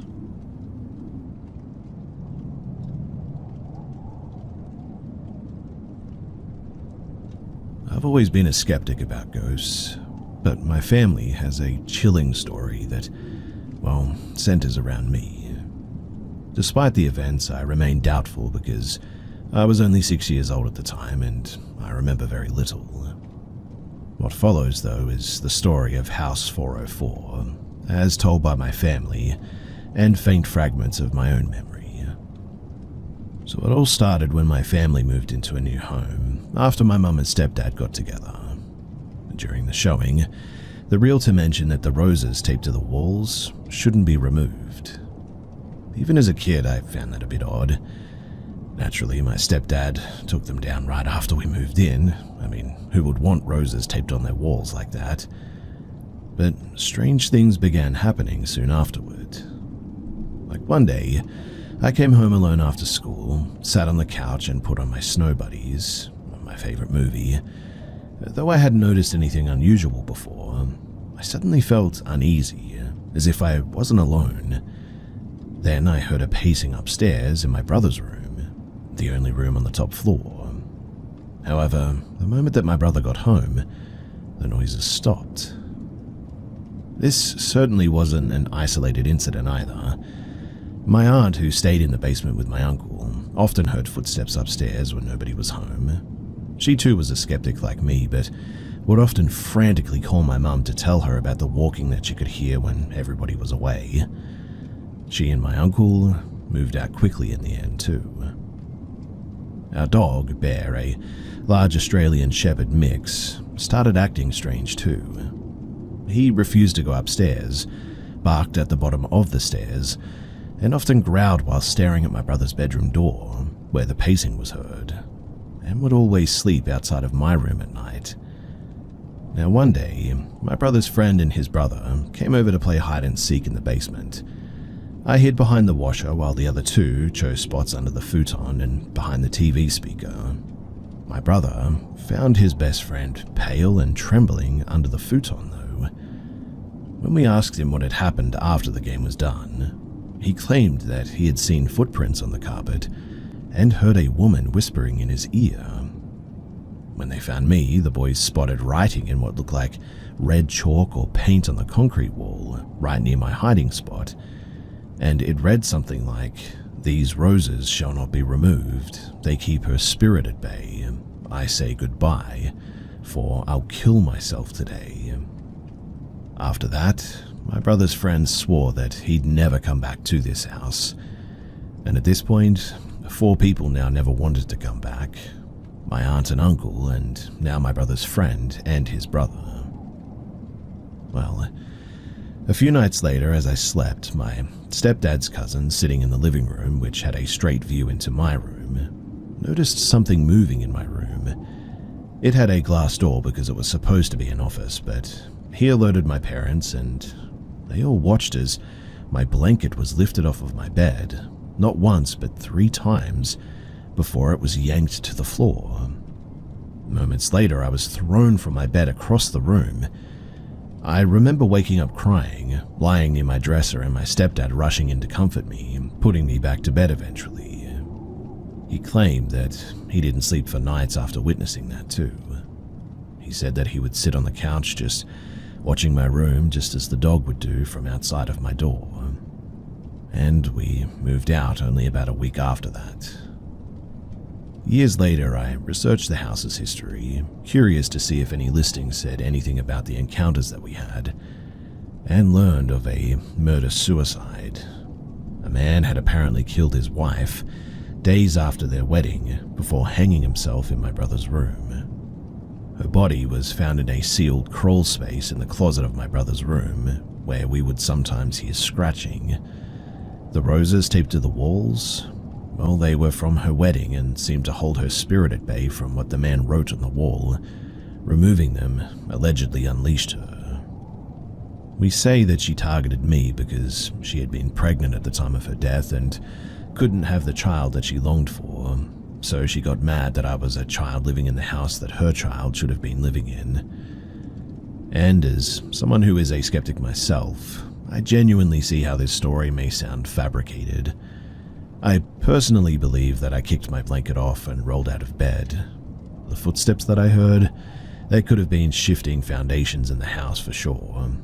The dog growling may have just been the dog knowing about an animal that was in the crawl space. That explains the scratching too. The note, well, that could have been written by a delusional man that murdered his wife and believed that she was haunting him some time ago. And the footprints and the whisper, that could have been my brother's friend messing around with us for sure.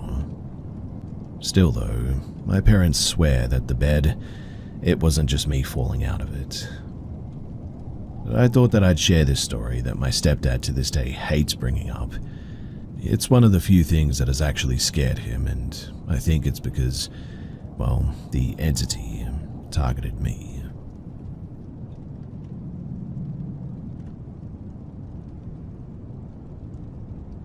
For some context, I work in a small private airport as an admin. The building itself, well, imagine it's a big rectangle. At the front there are 2 offices, mine and my supervisor's. In the middle there is the check-in and the security, a waiting area and washrooms, and at the back at the end of the long hallway, there's a kitchen and the control room.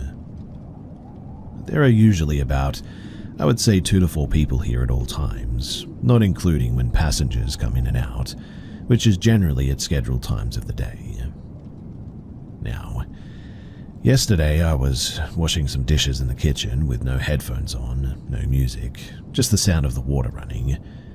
The sink looks into the wall, so naturally I was standing with my back to the door when all of a sudden I heard a man's voice go, "Hey, how are you?"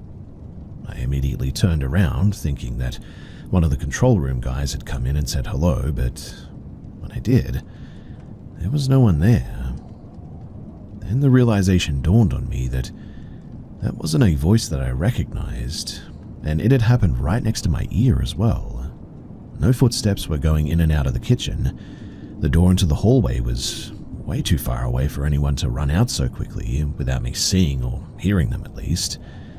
And also, the control room guys were gone for the day since there were no more flights.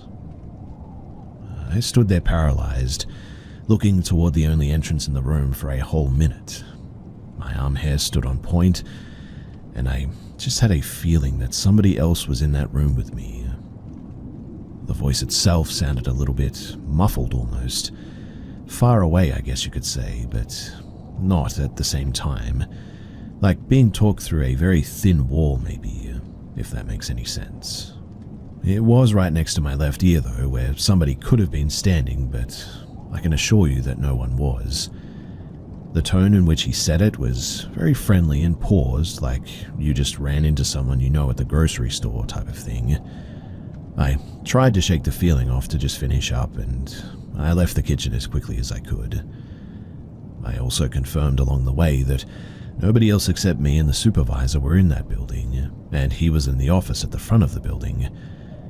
Once he saw how freaked out I looked, though, he promised me that it definitely wasn't him. For a moment, I tried to convince myself that it was just the comms, the radio in the control room, but upon further thought, it sounded nothing like that. I mean, I'm used to that radio going off, and I know exactly what it sounds like. Also, why would anyone just say that sentence into it? It was all very odd, and I am definitely still a bit freaked out.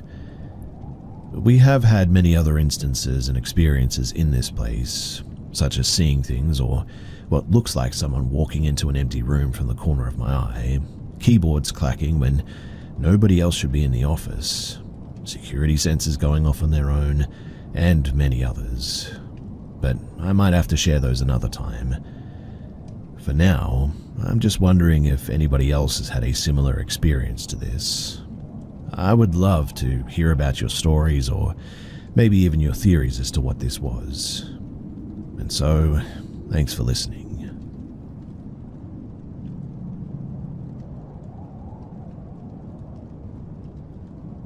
Last year I moved out on my own with my boyfriend into our own apartment. We lived in Old Town, which is already considered pretty sketchy.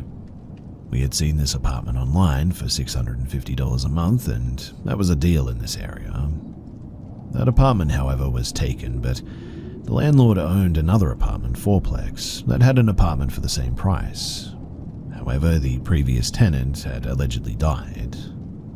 I said that was fine because, people die all the time. So we went and checked it out. It didn't feel very off at first, I guess. It came with a washer and a dryer and wasn't far from my college campus, so I figured that it would stick. Anyways, moving on to the man who died that my landlord was legally obligated to tell me about. His name is Clifford. He had died recently, so recent that weeks before he was walking about and living his normal life, and then suddenly he was just gone. He had heart problems and he did die in the hospital, though the landlord said that he had actually died in the apartment, but apparently the man who lived there 10-ish so years ago prior to Cliff, he was the one who had actually died in the apartment. But I wasn't given a name or any details, and my landlord was too young to have known the guy since the place used to belong to his dad prior. Anyway, the only thing that bothered me when we first moved in was the carpet was well past needing replacing and had a stain that honestly was vaguely dead body shaped. We ended up putting a rug over it because no amount of carpet cleaning would get it out. Trust me, I really tried, and it just never came clean. The apartment was old and I was fine with that, but I'd wake up often to, odd feelings of being watched, I guess. I'd feel him in corners, and when I was in the shower, I could feel eyes on me. My partner never said anything, but he liked to ignore ghosts and things like that because he doesn't think that they're real.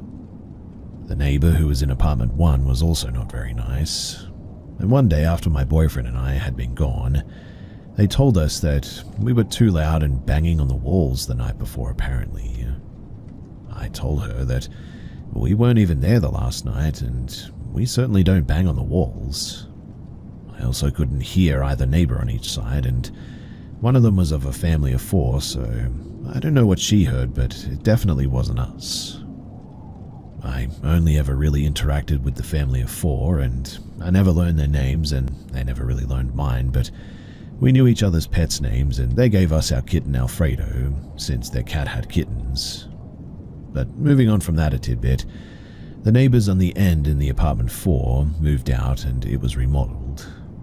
During this time, the police came one night at 12 or so and asked if we had seen anyone in the windows on that apartment.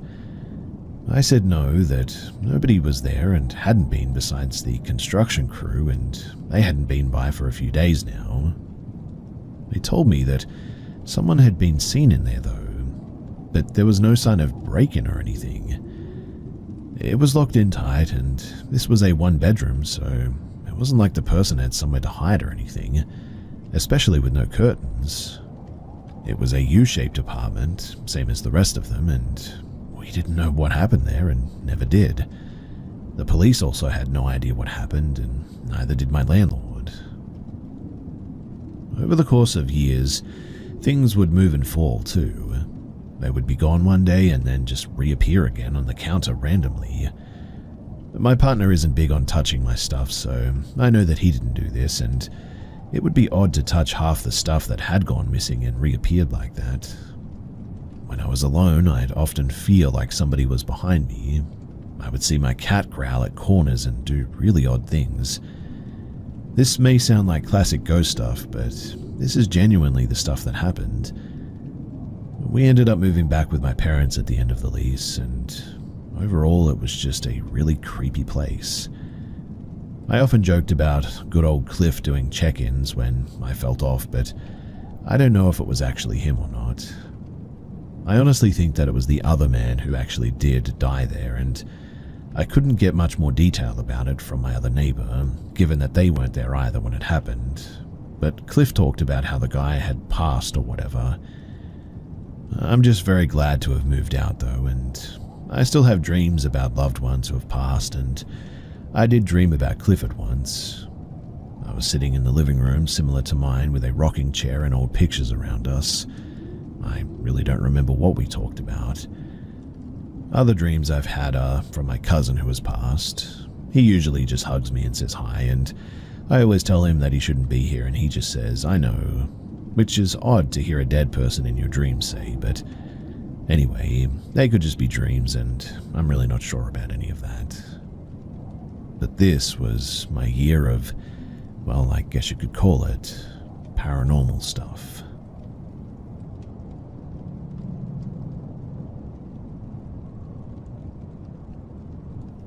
This is one that I'd heard from my best friend's cousin's brother-in-law. I know, bit of a long connection there, but anyway.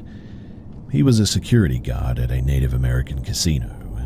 He was white, and the other 2 guards were Navajo, but everybody got along pretty great.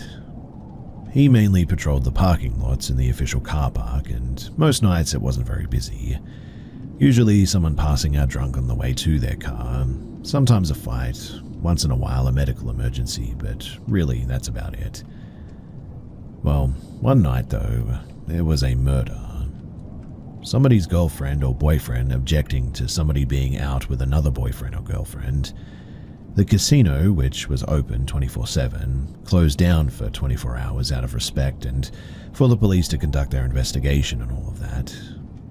Guy showed up for work as usual and did his usual patrols, but there was nobody around and no cars in the parking lot.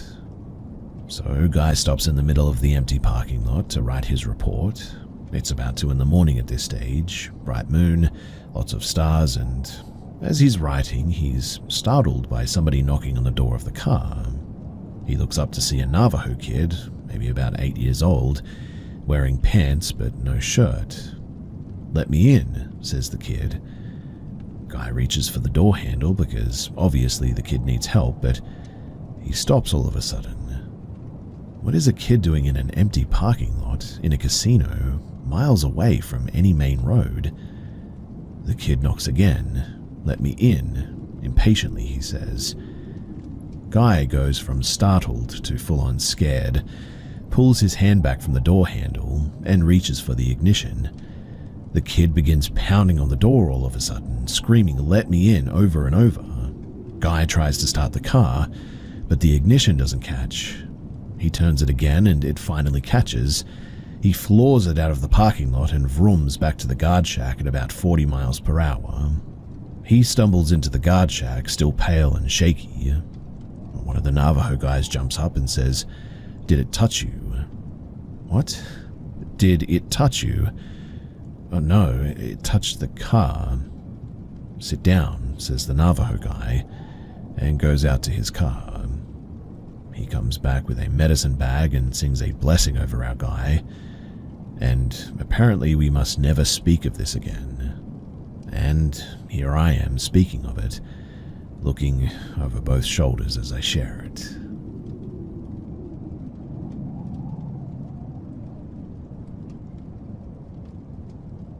So I've always been interested in the dark, creepy, weird paranormal stuff from a young age, and developed a love for horror films as well.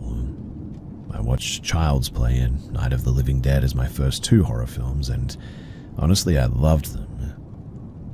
As I've gotten older, I started to branch out beyond horror films, and I watched paranormal stuff involving aliens, cryptids, demons, and general high strangeness, I guess. And while I've always been eager to learn new things about this field, I've never considered myself a believer. I want to see it to believe it, you know. So I call myself an open-minded skeptic. Now, I've lived at the same house most of my life, and there's been things over the years that have been odd, I guess, or weird, but never anything that I'd call proof of paranormal activity. Like swearing that you've seen a shadow move by you in the basement, hearing someone talking when you're home alone. The regular spooky stuff all hauntings have. But nothing ever really made it clear to me that my house was haunted and ghosts were real. That is, until an event a few years ago that scared the ever-living you-know-what out of me, because genuinely I have no idea how to explain it. So I live in Ohio, and July-August can bring miserable heat, and I have no central air, so open windows and fans were what we used. My mum was working third shift, 10 p.m. to 6 a.m., so it was me and my brother, and it was around 2 or 3 in the morning, and my brother was already in bed a couple of hours at this point. I was ready to go and hit the hay, so I started shutting off the lights around and checking the doors to make sure everything was locked. The entire main floor of my house was dark outside from the hall light. Now, to describe the layout of the house, the hallway has a sort of upper case to it. To my left is my mum's room, and to my right, the kitchen, and behind me, the living room and the dining room. Then there's the hallway, at the end of which, to the left, are the stairs leading to upstairs and my room. To the right is the bathroom, and going straight is our back porch. Now, to get a breeze, we had the porch door open at night when it was much cooler. I walked down the hallway with the hallway light as the only light source that I had. I got to the porch door to shut it, and immediately, in the darkness of the porch, something makes a sound that I can only compare to movies, like when somebody is running to an elevator as the doors are closing, and they're trying to get someone in the elevator to hold the door, a sort of mumbled, "wait, no, no" sort of thing. And this faceless audio was right there at the door, as if trying to get me to leave the door open. Suddenly, I felt a rush of air come at me as well, as these mumblings were being uttered. I get goosebumps even writing about this. But in total fear, I slammed the door as hard as I could and ran down the hallway into the kitchen and grabbed a knife. In the moment, expecting that it was some sort of intruder who had broken into my back porch and trying to get into the house to do, well, who knows what, I stood in the dark kitchen just out of sight of the back door and just listened, waiting to hear a person try to either get into the house or exit the porch. It was silent. Just silence. Nothing. I walked around the darkened areas of the house looking at windows for something, but there was nothing. I walk into my mum's room and peek through her window to get a view of the porch, and still nothing. I hear nothing, and it's still just complete silence. I paced around the darkness for a good 15 minutes on edge waiting for something or someone, and yet there was nothing. After I convinced myself that nobody was out there, I slowly walked the hall and shut that light off. Total darkness now, and I peeked out of the porch window to see the door, closed, lock still in place. It was nobody. But what did I hear? And what came rushing at me like that? Well, that was the day that I became more than just an open-minded skeptic. Truly, I believed. Something without a physical form, it spoke at me and came rushing towards me. And man, did it scare the heck out of me.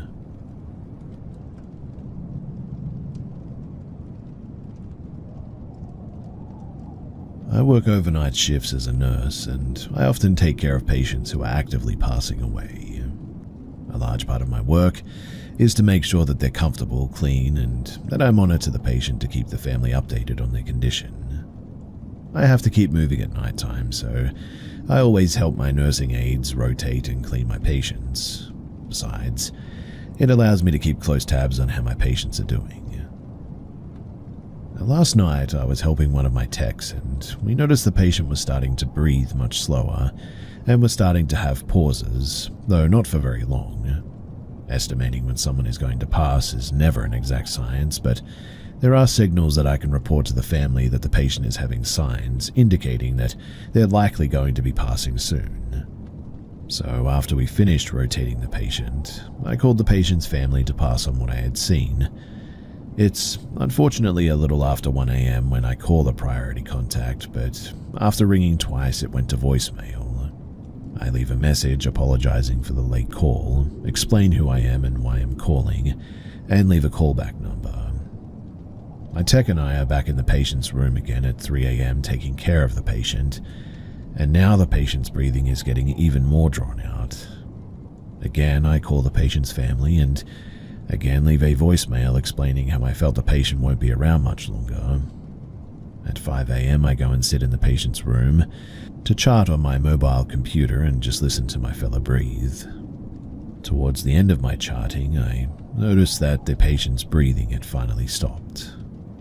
After doing a quick assessment, I called my tech into the room and we prepped the body for the family to come and visit, and I called the family again at maybe 6 a.m.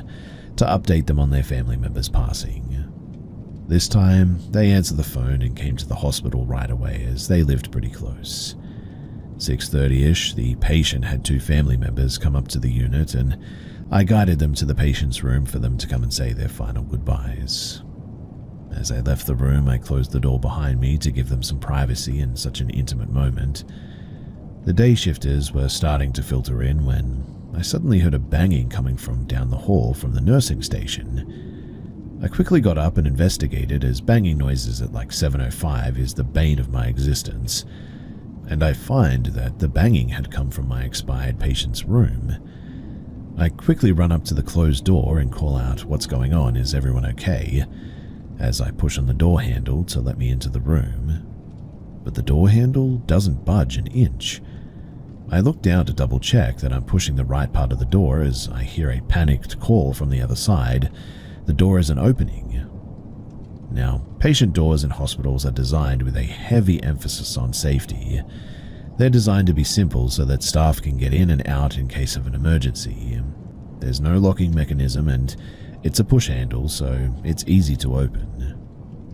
I try said push handle again and again, but it just doesn't budge. I shrug my shoulders and consider how I don't have to pay for repairs and tried pushing with actual man strength and, again, not a budge. I was in and out of that room all night, and that's not including my tech doing the same. We've opened and closed this door repeatedly, and now it's completely immovable?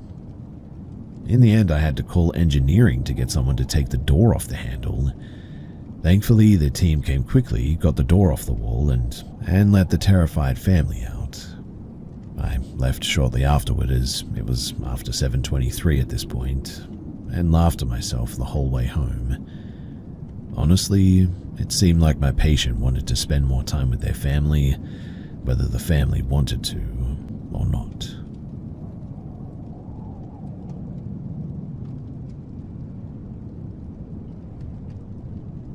Almost 40 years ago, I was a pupil at a boarding public school, a private school for non-British readers, in a rural part of the UK. The boarders lived in a vast, rambling, Victorian Gothic manor house near the main school, and the story was that the family who originally built it had gone bankrupt a few years after it was constructed, and it was sold to a lady who used a wheelchair.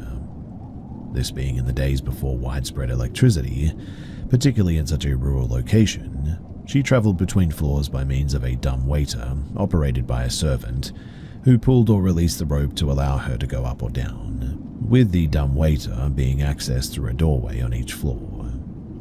One day, though, a careless servant apparently let go of the rope for some reason, and the dumb waiter, with the lady in it, fell from the top floor all the way to the cellars, which extended far below the house, and was tragically killed. Bear in mind that I was told this story shortly after I arrived at the school, and before the main event of my tale occurred. I was also told that she apparently haunted the house, although I was highly skeptical about that part. Now, opposite the dormitory, which I shared with several other boys, was a bricked-up doorway, i.e. a door frame, but nothing else. I was told that this was the entrance to the dumb waiter, and verified that identical bricked-up doorways existed on floors above and below it, including in the cellars. I sneaked down there late one night despite us being forbidden to enter it. Now, about 11 o'clock one night, my roommates and I were in bed. Most were asleep, but I wasn't at this stage. The lights had been turned out by the staff a couple of hours before, and we were forbidden to talk after this took place. All was dark and silent, and as I lay there struggling to fall asleep, a very loud scream suddenly came from outside the door. I will swear until my dying day that it was an adult woman as well. A woman's scream sounds different from that of a girl or a man, and a scream of absolute pure terror. It only lasted a couple of seconds and then it faded away. My roommates, they were awakened by it, and I could hear the doors of other dormitories further down the corridor and on the floor above opening as people flooded out of their rooms to find out what was going on. Within a couple of minutes, the housemaster and several other teachers had also arrived on the scene and accused us of making the noise, issuing threats of severe punishment once the perpetrator was identified. And well, that never happened, of course. I've never been able to explain it either, but the scream came, as far as I could tell, from the old entrance to the dumb waiter, which, mind you, had been bricked up for over 100 years, if the stories were true. It was also definitely from an adult woman, and there were none in the boarding house at that time of night. I know that I didn't imagine it, as about 50 other people heard it too. So was it an echo of that poor lady's last trip down the dumb waiter so many years ago? And after nearly 4 decades, I still have been unable to come up with any other explanation.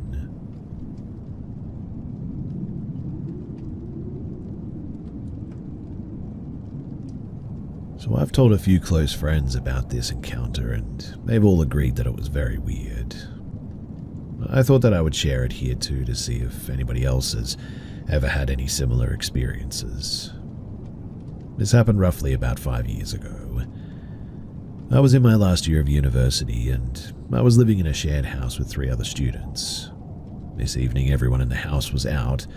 It must have been winter, as I recall it not being that late in the day, but it was also completely dark outside by this stage.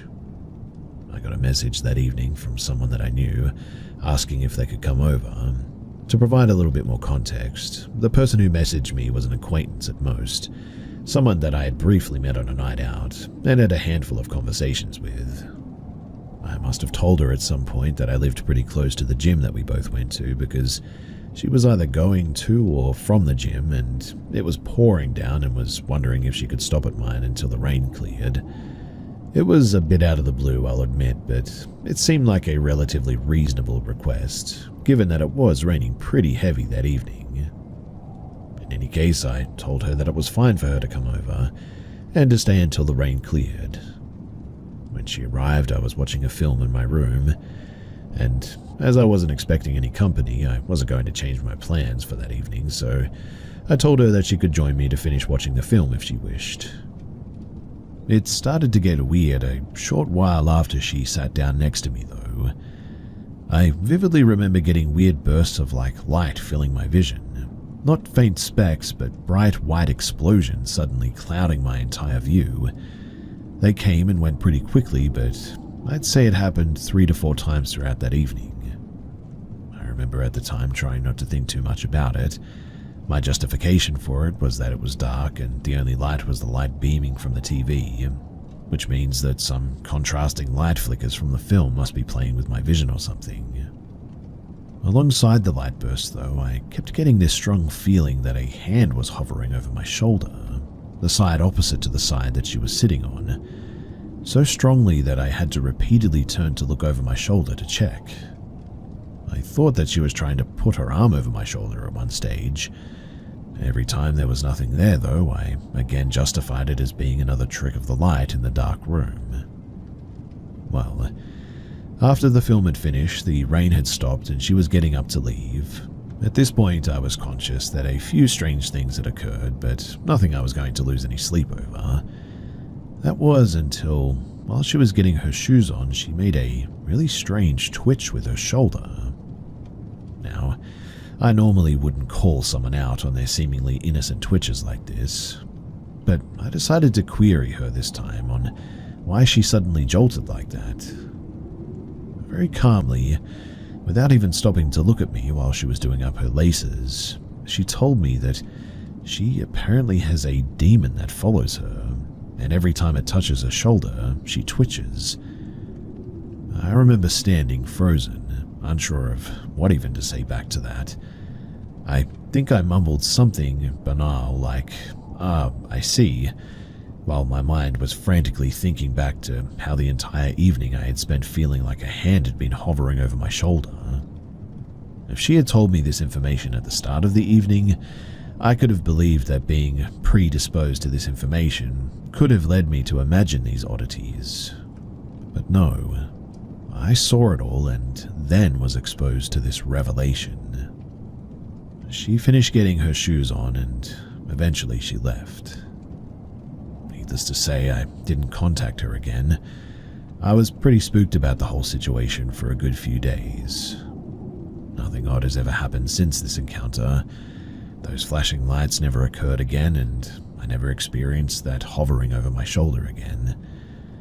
I cannot say that this experience has made me a firm believer in the supernatural, but it was definitely the closest I've been to questioning it.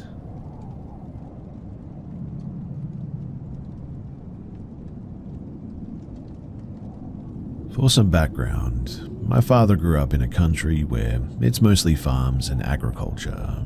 Houses are very far apart, except for a few villages, and this event would have taken place sometime in the mid-late 80s.